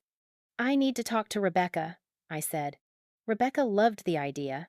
It's perfect, she said when I called. By March, the FBI investigation will be complete. We'll know if the DA is pursuing charges. You'll have all the evidence organized. And most importantly, it's not premeditated ambush. They'll have chosen to attend. You're just giving a speech about your MIT experience. A speech that happens to include details about identity theft and fraud. A speech that happens to include your truth. Legally, you're allowed to discuss your own experience. As long as you stick to facts you can prove, it's protected speech. They'll be destroyed. They destroyed themselves. You're just holding up a mirror. I thought about it. Really thought about it. 8 months of preparation, building an airtight case, organizing evidence into a narrative that would be undeniable, and then delivering it on stage, in front of everyone who mattered. Donors who funded MIT scholarships, faculty who advocated for students, alumni who championed achievement. And my parents, forced to sit there and listen while I told the truth. I'll do it, I said. I emailed Dean Morrison that evening. Dean Morrison, I would be honored to speak at the annual Donor Recognition Gala. Thank you for this opportunity. I'll use my 5 minutes to share what MIT's scholarship program made possible and what obstacles I overcame to be here. I look forward to March 20th. Sarah Chen. His response came within an hour. Sarah, Wonderful! We're thrilled to have you. I know your story will resonate with our donors. You represent the best of what MIT stands for. See you in March. Dean Morrison. I forwarded the exchange to Rebecca and Emma. Emma texted back immediately. Oh shit, it's on. Rebecca's response was more measured. Perfect. We have 8 months. Let's make them count. The FBI interview happened on schedule. Special Agent Caroline Chen was younger than I expected, early 40s, sharp suit, sharper eyes. She met me in a conference room at the federal building with another agent, a man named Rodriguez, who took notes while she asked questions. I brought everything. Laptop with the spreadsheet, printed timeline, photos of evidence, credit card statements, the fraud confirmation letters, police report, everything. Agent Chen worked through it methodically, asked detailed questions about dates, amounts, my relationship with my parents, when I'd discovered the fraud. You documented all of this yourself? She asked, scrolling through my spreadsheet. Yes. Cross-referenced with social media posts and correspondence. Every charge. She sat back, shared a look with Rodriguez.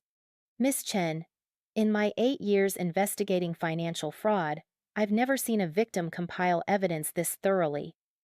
Usually we have to do all this work ourselves. I'm an MIT graduate. I know how to build a case. She almost smiled. Clearly. The interview took 3 hours. By the end, Agent Chen had copied all my files, photographed all my documents, and recorded a full statement. What happens now? I asked. We'll interview your parents, probably in the next 2 weeks. They'll be notified they're under investigation and asked to come in for questioning. They can bring a lawyer, and they should. Will I be there? No. Separate interviews, but everything you've provided will be part of the case file. We'll also subpoena records from Chase and Capital One. Verify the forensic details of the applications. And then we compile our findings and refer to the U.S. Attorney's Office. They'll decide whether to prosecute. Given the evidence, I'd say prosecution is likely, but that's not my call. I nodded slowly. Miss Chen Sarah, can I ask you something off the record? Sure. Are you okay? I know this is your family. That can't be easy. I thought about how to answer that. I'm not okay, I said finally. But I will be, once there's justice. Agent Chen nodded. For what it's worth, I think you're incredibly brave. I left the federal building feeling lighter than I had in months. The investigation was out of my hands now. Professionals were handling it. I'd done everything I could do. Now I just had to wait. And prepare for March. Fall passed in a blur of preparation. I got a job in August, software engineer at a startup in Kendall Square. Good salary, flexible hours, health insurance. Normal adult things that felt surreal after 4 years of survival mode. I moved into my own apartment in September, small studio in Somerville, but it was mine. No roommates, no parents, no one who could hurt me. Emma helped me move in, brought a housewarming plant that immediately started dying under my care. It's a succulent, she said, exasperated. You literally just need to water it once a month. I'll try to keep it alive. That's all any of us can do. She wasn't talking about the plant. The FBI investigation concluded in October. Agent Chen called with an update. We've completed our investigation. The evidence is overwhelming. We're referring to the U.S. Attorney with a recommendation for prosecution. You should hear from them within 6 weeks. What did my parents say in their interview? A pause. I can't share details, but they didn't deny opening the accounts. They claimed it was a misunderstanding, that they had your permission. I never gave permission. We know. The forensic evidence proves the applications were submitted from Oregon while you were in Massachusetts. Their story doesn't hold up. Good. The U.S. Attorney's Office called in November. Assistant U.S. Attorney Marcus Webb. He had a kind voice but left no room for doubt. They were prosecuting. We're offering your parents a plea deal first, he explained. Plead guilty to misdemeanor fraud. Pay full restitution plus penalties. 3 years probation. If they refuse, we go to trial on felony charges. What do you think they'll do? Honestly, they'll probably take the deal. A trial means prison time if convicted. The plea keeps them out of jail but gives them criminal records. Criminal records. My parents would be convicted criminals. When will I know? We're sending the plea offer next week. They'll have 30 days to respond. I'll keep you updated. December came. The holidays I used to dread. This year, I didn't go home, didn't call, didn't send cards. Emma invited me to Connecticut. I spent Christmas with her family, her parents treating me like a daughter, her siblings including me in traditions like I'd always been there. It felt like belonging. On Christmas morning, I got an email from Marcus Webb. Sarah, your parents accepted the plea deal. They'll plead guilty to misdemeanor fraud in January. Sentencing is scheduled for February 15th. You're welcome to attend, but not required. Merry Christmas. Marcus. I read it 3 times. They'd taken the deal. Admitted guilt. Would have criminal records. It was over. Except it wasn't. Not really. Because I still had March 20th. And I still had 5 minutes on that stage. January was preparation. Rebecca helped me craft the speech. We went through 17 drafts, tightening language, verifying every fact, making sure nothing crossed into defamation. Stick to what you can prove, she reminded me constantly. Dollar amounts from statements, dates from documents, direct quotes from texts. Nothing speculative. I wrote and rewrote. Practiced in front of mirrors, in front of Emma. In front of Rebecca's legal assistant, who cried during the 6th run-through. Sorry, she said, wiping her eyes. It's just you're so composed, but it's so awful. I've had practice being composed, I said. The sentencing hearing happened on February 15th, as scheduled. I went. Rebecca came with me. My parents entered the courtroom with their lawyer, a public defender who looked exhausted. They didn't look at me. Not once. Judge Patricia Howard presided.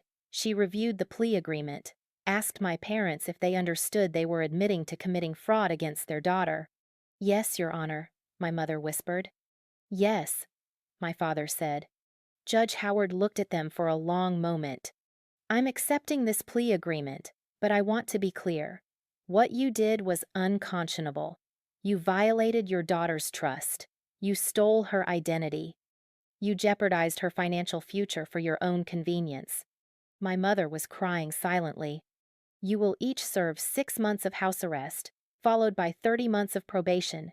You will pay full restitution of $8,743 plus $3,250 in penalties and fees. You will attend financial counseling, and you will have criminal records for the rest of your lives. She banged the gavel. Court is adjourned. I left the courthouse without speaking to them. Rebecca squeezed my shoulder. How do you feel? I don't know yet. Relieved, maybe. Vindicated, but also empty. Because even with guilty pleas and criminal records, they still hadn't apologized, hadn't acknowledged the harm, hadn't said they were sorry. They'd only admitted guilt because the alternative was prison. That wasn't justice. Not yet. March 20th arrived faster than I expected, the day of the gala. I woke up at 6 a.m. in my Somerville apartment. Couldn't sleep anyway. Emma came over at 8 a.m. with coffee and bagels I couldn't eat. You ready? She asked. I think so. You're going to destroy them. I'm going to tell the truth. Same thing. I spent the day reviewing my speech one final time. It was memorized. I could recite it backwards, but I needed the ritual. Needed to feel the words in my mouth. Make sure they'd come out steady when it mattered. At 4 p.m., I started getting ready. Black dress. Simple. Professional. Hair pulled back. Minimal makeup. I looked at myself in the mirror. The girl staring back had survived MIT, had worked 3 jobs, had uncovered fraud, built a federal case, secured convictions. That girl was strong enough for what came next. Emma drove me to MIT at 5:30 p.m. The gala started at 6 p.m., my speech at 7 p.m. They'll be there, Emma said as we pulled up to the media lab. They have to be. After the plea deal. After everything they need to prove to everyone they support you. I know. You have the evidence? I patted my bag, USB drive with the full presentation, backup copies in my email, photos of the credit card statements, the forged applications, the timeline. 5 minutes of truth. I'm ready, I said. We walked inside together. The Bartos Theater is beautiful. 220 seats arranged in gentle tiers. Stage at the front with MIT's seal projected behind the podium. Warm lighting that makes everyone look important. I arrive at 5:45 p.m., 15 minutes early. Dean Morrison greets me at the door. Sarah, so glad you're here. You're our third speaker, right after the scholarship fund update, about 7:10 p.m. That work? Perfect. He smiles, leaves me to mingle. I don't mingle. I stand near the back, watching people arrive. Donors in expensive suits. Faculty in academic regalia. Alumni in MIT gear.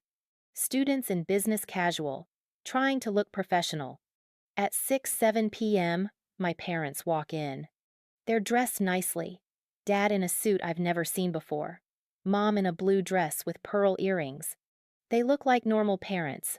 Proud parents. Parents who belong at an event honoring their daughter. They don't see me at first. They check in at the registration table. Accept programs. Scan the room looking for seats. Mom spots me. Our eyes meet across the theater. She freezes, her face goes pale. I don't look away. Dad turns, follows her gaze, sees me. He grabs her elbow, whispers something. She nods. They don't approach. They find seats in the middle section. Row J, seats 8 and 9. Not front row, not back row. Middle, where they can see and be seen. Perfect. Emma appears at my elbow. They came. They came. You okay? I will be. The lights flash. 2 minutes to start. We take our seats. Emma in row C with her parents who drove down from Connecticut. Me, backstage, waiting with the other speakers. The gala begins exactly at 6 p.m. Dean Morrison welcomes everyone. Thanks the donors. Talks about MIT's commitment to supporting talented students, regardless of financial background. Tonight we're honored to hear from 3 scholarship recipients who exemplify that commitment. Their stories of perseverance, innovation, and academic excellence represent the best of what MIT stands for. Applause. The first speaker is a sophomore studying mechanical engineering. He talks about being the first in his family to attend college, about the scholarship that made it possible, about designing prosthetics for developing countries. The audience loves him. Huge applause when he finishes. The second speaker is a senior studying biology. She discusses cancer research, late nights in the lab, the moment she realized science was her calling. More applause. Inspired faces in the audience. Then Dean Morrison returns to the podium. Our final speaker is Sarah Chen, who graduated last year with a degree in computer science and a 4 gigapascals. Sarah worked 3 campus jobs while conducting AI research and graduating with honors. She's now a software engineer here in Cambridge. Please welcome Sarah. Applause. I stand, walk to the podium. The stage lights are bright, almost blinding. But I can still see my parents in row J. Mom's hands are clasped in her lap. Dad is sitting very still. They're watching me. 220 people are watching me. I place my notes on the podium, clear my throat. Begin. Thank you, Dean Morrison. Thank you all for being here tonight. I want to start by saying something true. MIT changed my life. The scholarship I received, $58,000 per year, full tuition and housing, was the difference between attending my dream school and not attending college at all. But I need to be honest with you about what that scholarship made possible, and what it couldn't protect me from. Pause. The room is completely silent.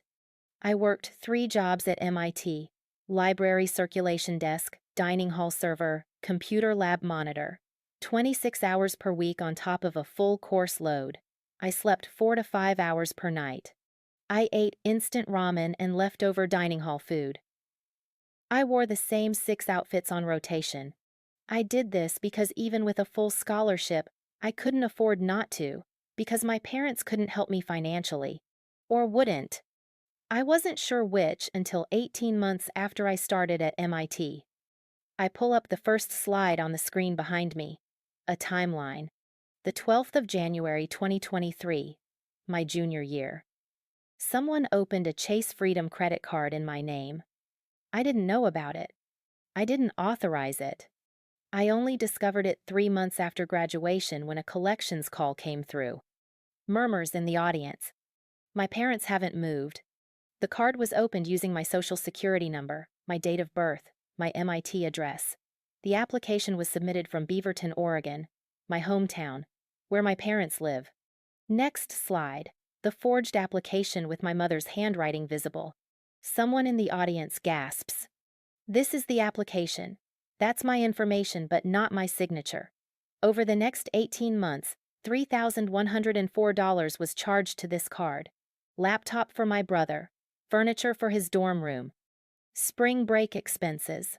All while I was working 60-hour weeks and eating ramen. My voice is steady, factual, no emotion yet. Next slide. The Capital One statement. The 15th of March 2024. 2 months before my graduation. A second card was opened in my name. Capital One Visa. Same process. Forged signature. My information. Oregon IP address. 4 days after opening this card, $1,847 was charged to Sandals Resort in Cancun, and $891 to Alaska Airlines. Round-trip tickets for 2 people. I pause. Let it sink in. My parents booked a vacation to Cancun on a credit card they'd opened in my name without my knowledge. A vacation scheduled for May 31st, 2024. My MIT graduation day. The silence is deafening now.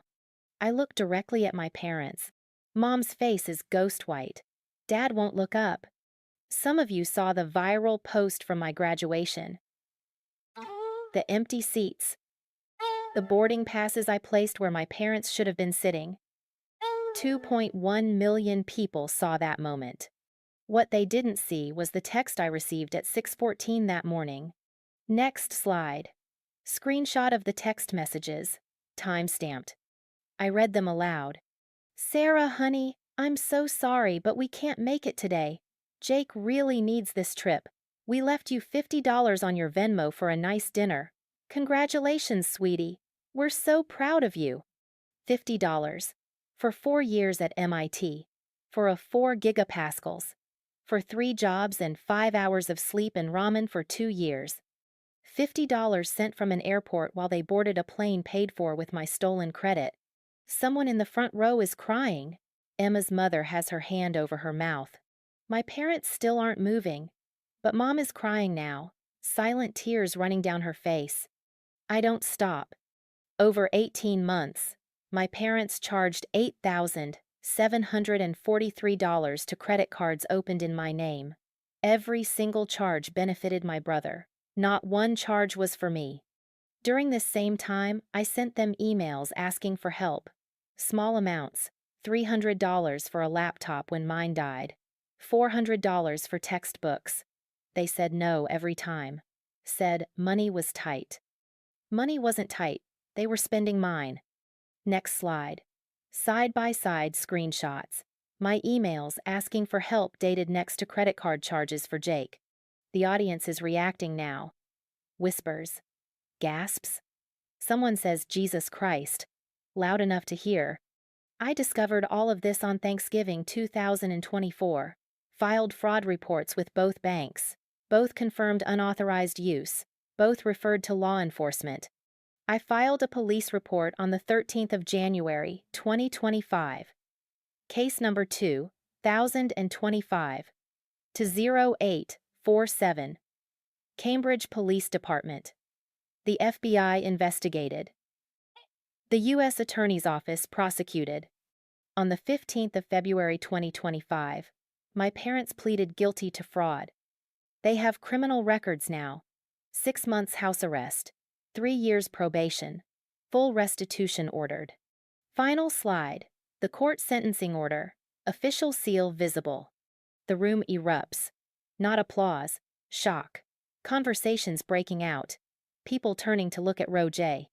At my parents, who are sitting there, exposed, as 220 people stare at them. I grip the podium. This is the moment, the final truth. I'm telling you this because silence protects abusers, because financial abuse is abuse, because some of you in this room have families who steal from you, manipulate you, make you feel guilty for succeeding. You deserve better. I worked 3 jobs at MIT because my scholarship covered tuition but not life. I did that while my parents destroyed my credit to buy vacations and electronics for my brother. I graduated with honors despite them, not because of them. To the donors here, your money saved my life, literally. Without this scholarship, I wouldn't have attended MIT. I wouldn't be where I am now. Thank you. To students facing family betrayal, document everything. Report it. You are not responsible for your parents' choices. You are not responsible for protecting people who hurt you. And to my parents, I look directly at them, make eye contact with my mother, whose mascara is running, with my father, whose face is red and furious. You had 18 months to admit what you'd done, to apologize, to make it right. You chose denial, excuses, lies. So I'm making this right, in front of everyone who matters. You don't get to be proud of me. You don't get to claim my success. You funded my brother with my stolen credit, while I funded myself with 60-hour work weeks. My MIT degree is mine, my career is mine, my future is mine, and you will never touch any of it again. I step back from the podium. The room explodes. Not applause, chaos. People standing, talking, staring at my parents. Phones coming out, at least 30 people filming now. My parents try to leave. Mom grabs her purse. Dad stands, reaching for her hand. But the row is packed. They can't get out quickly. Have to push past people who are staring, judging, recording. Dean Morrison is on stage beside me. Sarah. I'm sorry, I say. I know this wasn't what you expected. Don't apologize. His eyes are wet. That was the bravest thing I've ever seen. Emma rushes the stage, pulls me into a hug so tight I can't breathe. You did it, she whispers. Holy shit, you actually did it. Donors are approaching, introducing themselves, pressing business cards into my hands. I'm an attorney if you need help with the civil case. I run a nonprofit for financial abuse survivors. My daughter experienced something similar. I shake hands, accept cards, thank them. But my eyes track my parents. They've reached the exit. Mom is sobbing openly now. Dad has his arm around her, pulling her toward the door. They don't look back. Not once. They leave the theater and disappear into the Cambridge night. 3 hours later, Emma's video is viral. She filmed the entire speech, posted it to TikTok at 7:43 p.m. with the caption, MIT graduate exposes parents who stole $8,743 to skip her graduation. Criminal convictions confirmed. This is what justice looks like. By 10 p.m., 800,000 views. By midnight, 2.4 million. By morning, 6.1 million views and climbing. The comments are overwhelming. This is the most powerful thing I've ever seen. She destroyed them with facts. I'm crying. This is what accountability looks like. Those parents will never recover from this. My phone won't stop buzzing. News outlets requesting interviews. Podcasts asking me to share my story. Nonprofits inviting me to speak. I turn off my phone. Sit in Emma's apartment with her parents, drinking tea, processing. How do you feel? Mrs. Park asks gently. I think about it. Really think. Free, I say finally. For the first time in my life, I feel free. The video didn't stop spreading. By 24 hours, 11 million views. By 48 hours, 18 million. News outlets picked it up. CNN, NBC, local Boston stations. The Boston Globe ran a feature. MIT graduates' public confrontation sparks national conversation about financial abuse. My phone became unusable. Hundreds of messages from strangers, reporters, distant relatives, people claiming to know my family. I turned off notifications, let it ring into the void. But some calls got through. Jake called at 3 a.m. the night of the gala. I didn't answer. He left a voicemail. "Sarah, what the fuck? You destroyed them. Mom hasn't stopped crying. Dads I don't even know. How could you do this?" His voice cracked. "They're still our parents." I deleted it without responding. Aunt Karen called the next morning. "Sarah, honey, I saw the video. I'm so sorry. I had no idea it was this bad. I knew they favored Jake, but fraud? Stealing from you? I'm horrified." "Thank you," I whispered. "I'm here if you need anything at all. You were so brave." 3 cousins texted support. Emma's parents called to check on me. Rebecca sent a message. "You were magnificent. Call me when you're ready to discuss next steps for the civil case." But my parents?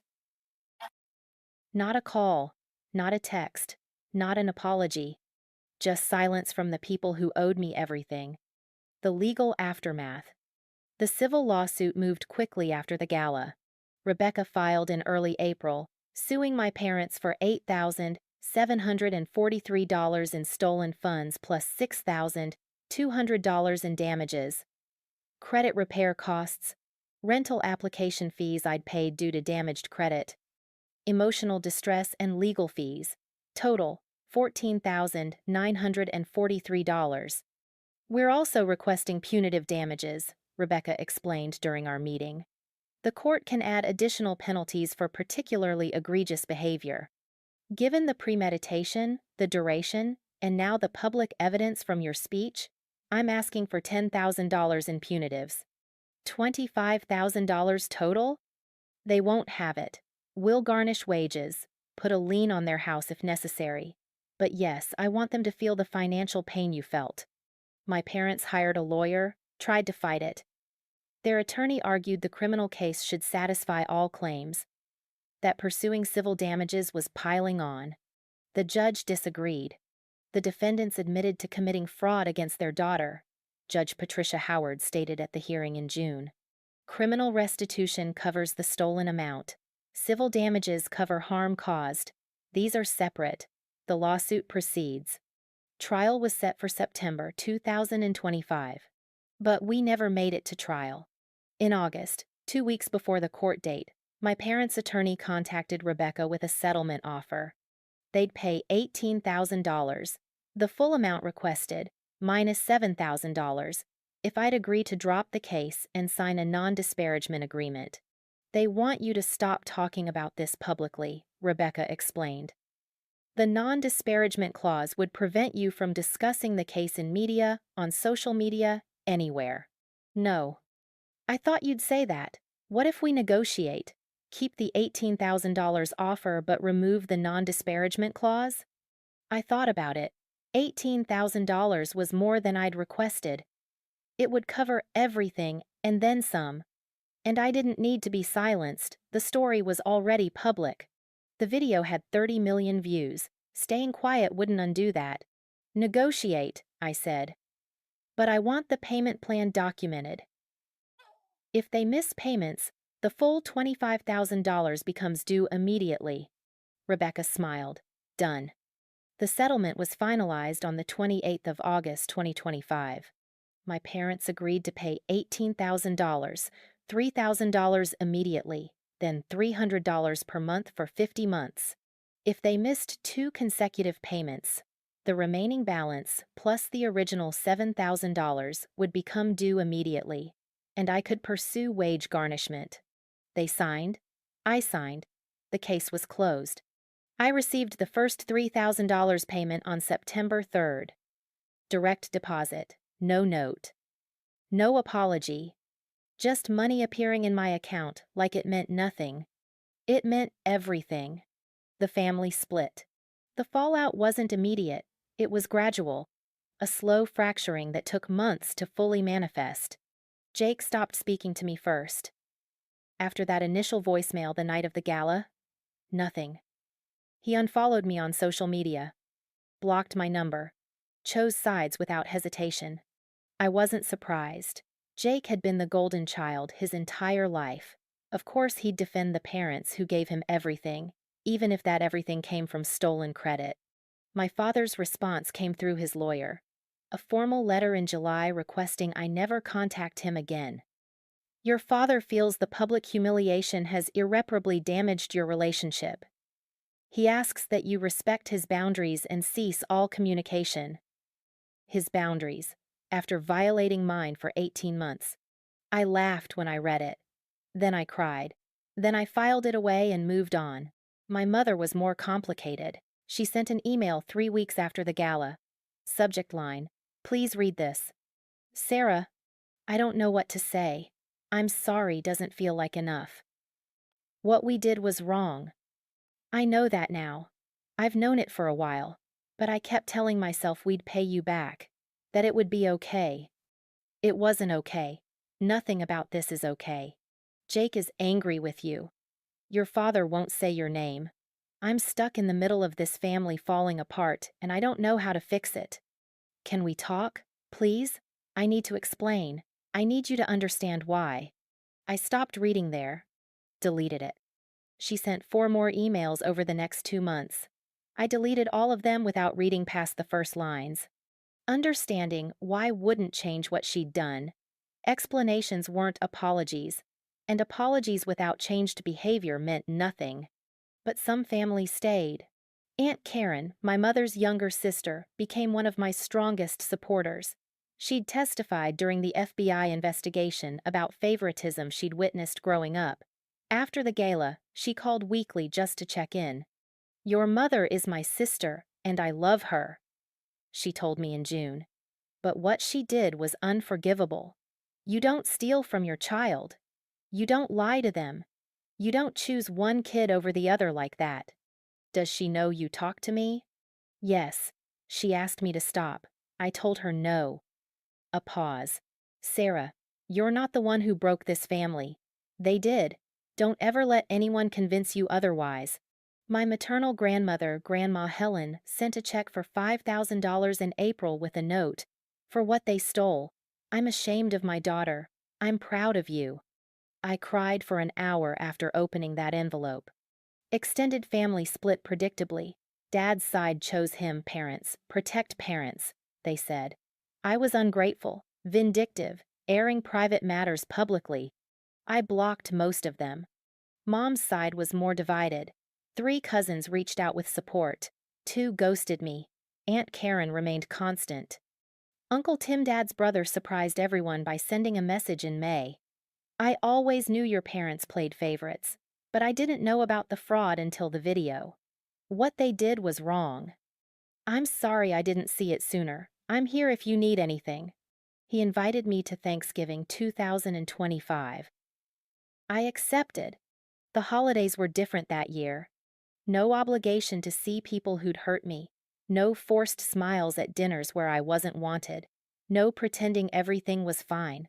I spent Thanksgiving with Uncle Tim's family in Seattle, Christmas with Emma's family in Connecticut, New Year's with college friends in New York. I built traditions with people who chose to love me, not people who felt obligated by blood. And for the first time in my life, the holidays felt like celebrations instead of endurance tests. My parents' consequences. The consequences for my parents extended beyond legal penalties. Dad's job. He didn't get fired, but the criminal conviction disqualified him from certain projects requiring security clearance. His income dropped. He was passed over for a promotion in March 2026. Their house. They almost lost it. With house arrest preventing full-time work for 6 months, plus legal fees, plus restitution payments, they fell behind on the mortgage. Dad's brother, not Uncle Tim, the other one, loaned them $15,000 to catch up. They're still paying him back. Social status. This was the big one. In their community, church, neighborhood, moms' volunteer groups, they became pariahs. People who'd seen the viral video whispered, judged, excluded them. Mom quit her book club. Dad stopped attending church. They became isolated in a town where everyone knew what they'd done. Jake transferred colleges. Too many people at University of Oregon had seen the video, recognized his name. He moved to a smaller state school in Idaho, started over where no one knew the story. I learned all of this through Aunt Karen, who got updates from family gossip networks. "Do you feel bad for them?" she asked once. I thought about it. Really thought. "No," I said finally. "I feel sad that this is what it took. That they chose this. But I don't feel bad for them facing consequences they earned." "Good, don't. They made their choices." By the end of 2025, the shape of my family had fundamentally changed. No contact with parents, indefinite, maybe forever. No contact with Jake, his choice. I made peace with it. Limited contact with Dad's family, only Uncle Tim. Regular contact with Mom's side, Aunt Karen, Grandma Helen, 3 cousins. And chosen family, Emma and her parents. College friends. Rebecca, who'd become more than just my lawyer. I built a family from people who showed up, who believed me, who supported me without conditions. Blood doesn't make you family. Loyalty does. Love does. Showing up does. They didn't do any of those things. So, they weren't my family anymore. 2 years after the gala, I'm sitting in my apartment in Somerville, Massachusetts. March 2027. Spring is trying to arrive, early crocuses pushing through half-frozen ground, that particular quality of light that promises warmth eventually. My studio apartment has become home. Real home. Plants on the windowsill. I've kept 3 alive for over a year, personal record. MIT diploma framed on the wall next to my Google employee badge. Photos covering the fridge. Emma and me at her sister's wedding. Aunt Karen and me at Thanksgiving. My chosen family smiling back at me from glossy prints. No photos of my parents. I removed those months ago. Financial recovery. The money situation resolved itself slowly, but it resolved. The $18,000 settlement. My parents have made every payment on time. I use it to build an emergency fund that grows steadily. By January 2027, I have $15,000 saved, more than they ever stole. More than I've ever had at once. My credit score, restored fully by June 2025. The fraudulent accounts were removed from my report, the late payments erased. My score climbed from 667 back to 758, then higher. I qualified for a car loan in August 2025. Got approved for my apartment lease without a cosigner. Built credit the right way, my way, with a secured card I paid off monthly. My job. The startup was acquired in January 2026. I got promoted to senior engineer with a salary bump to $165,000. Then $178,000 after my annual review. I have health insurance, 401k matching, stock options, normal adult financial stability I never thought I'd achieve. Debt. The student loans from undergrad, $12,000 federal.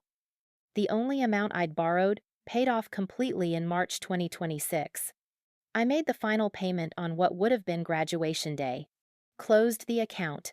Celebrated by taking Emma to an expensive dinner I could actually afford. Career success. Work became the place I could control, excel, build something meaningful.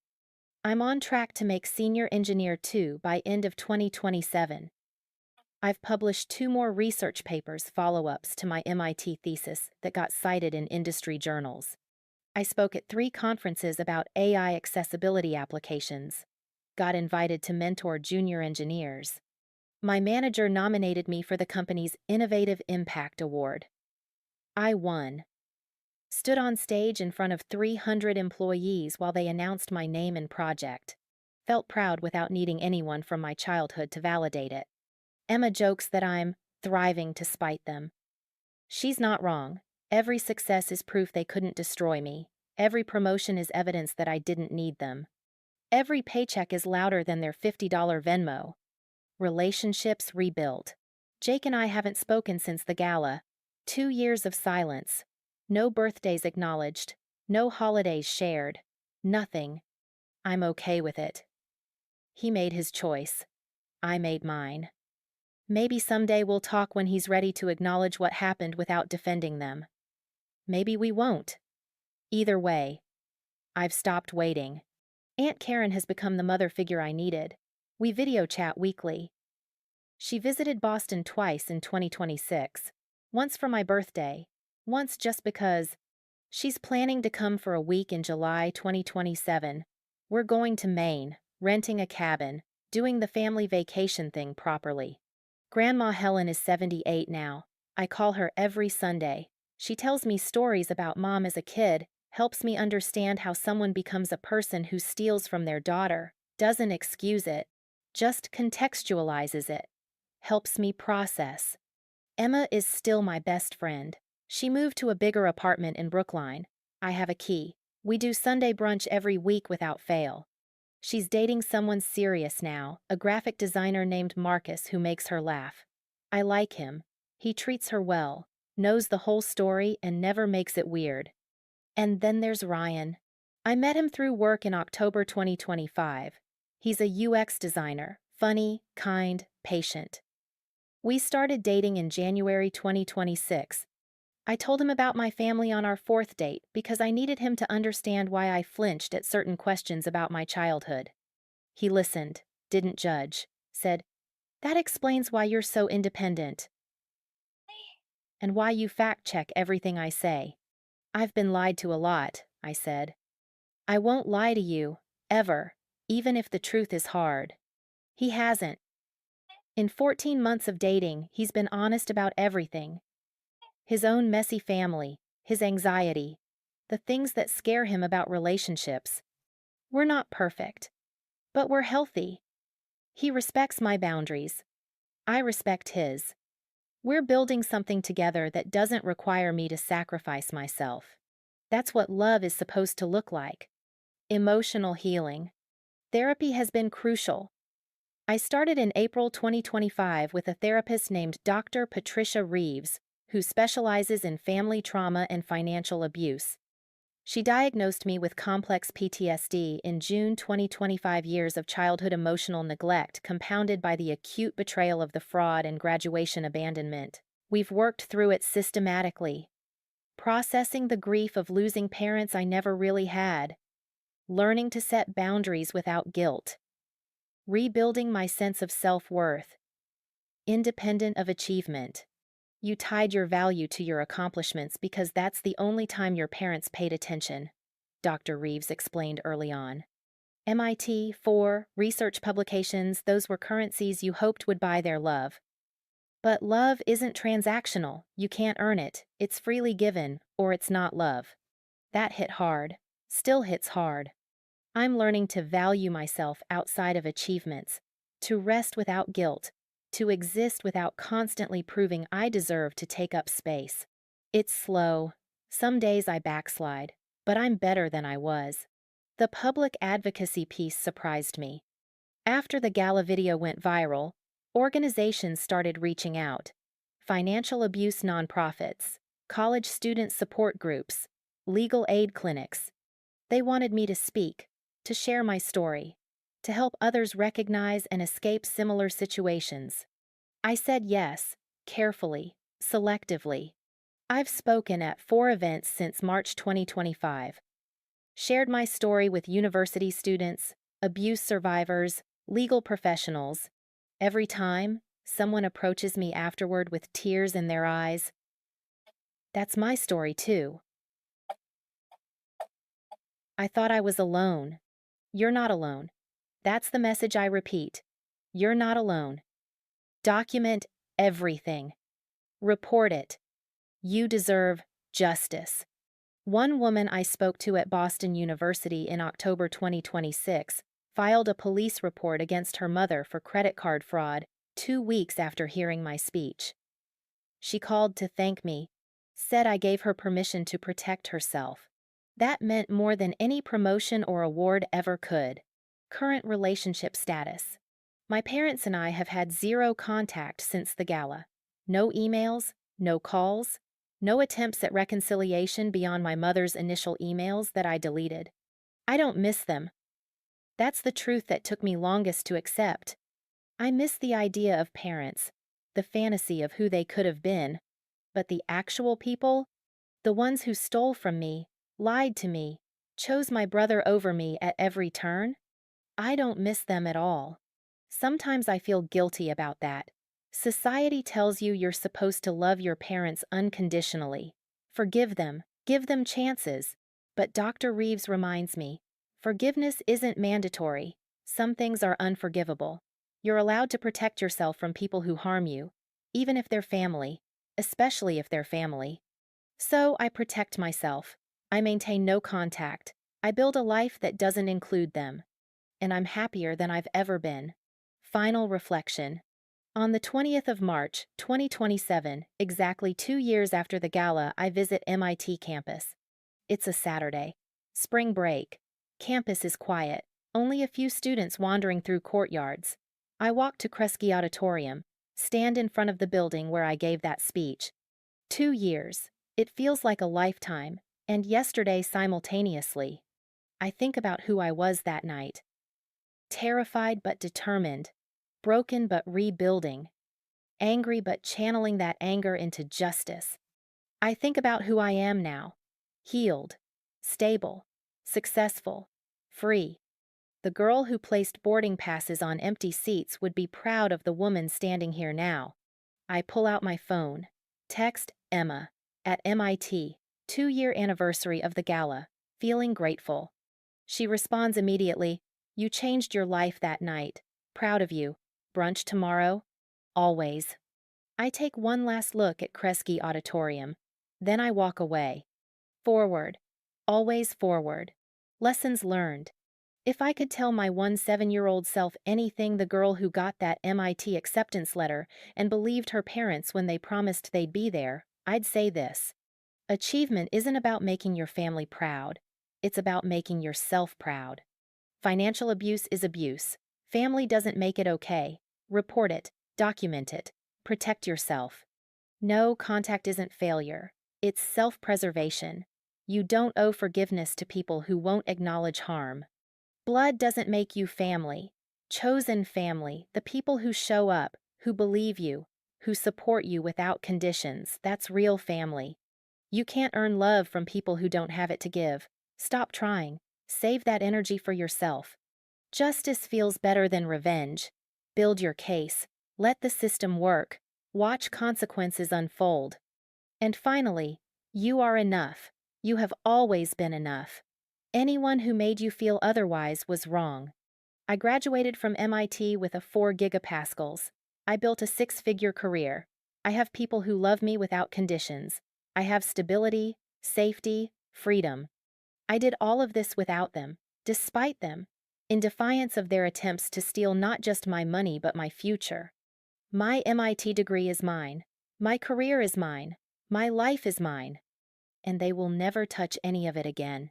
That's not bitterness. It's freedom. And freedom feels like coming home to myself after 23 years of trying to be enough for people who would never see me. I see me now, finally, clearly. And I like what I see. The video from that night, the gala speech, has 47 million views now, still climbing, still shared in support groups, legal forums, college student pages. Every few weeks, someone messages me, "Your story saved me." I reported my parents. I pressed charges. I got out. Those messages make everything worth it. Every hard moment, every tear, every sleepless night building that case. If my story helps one person recognize abuse and escape it, then the pain had purpose. And maybe that's enough. This is Sarah Chen's story, a story about betrayal and justice, about family that destroys and family that heals, about the courage it takes to protect yourself from people who were supposed to protect you. If you're living something similar, document everything, report it, find your people, You deserve better. You deserve justice. And you deserve a family that shows up. Thank you for listening to this story on Achiever Betrayed, where we share true accounts of success met with betrayal and the justice that follows. Remember, your achievements are yours. No one can take them from you. This is Achiever Betrayed. Until next time.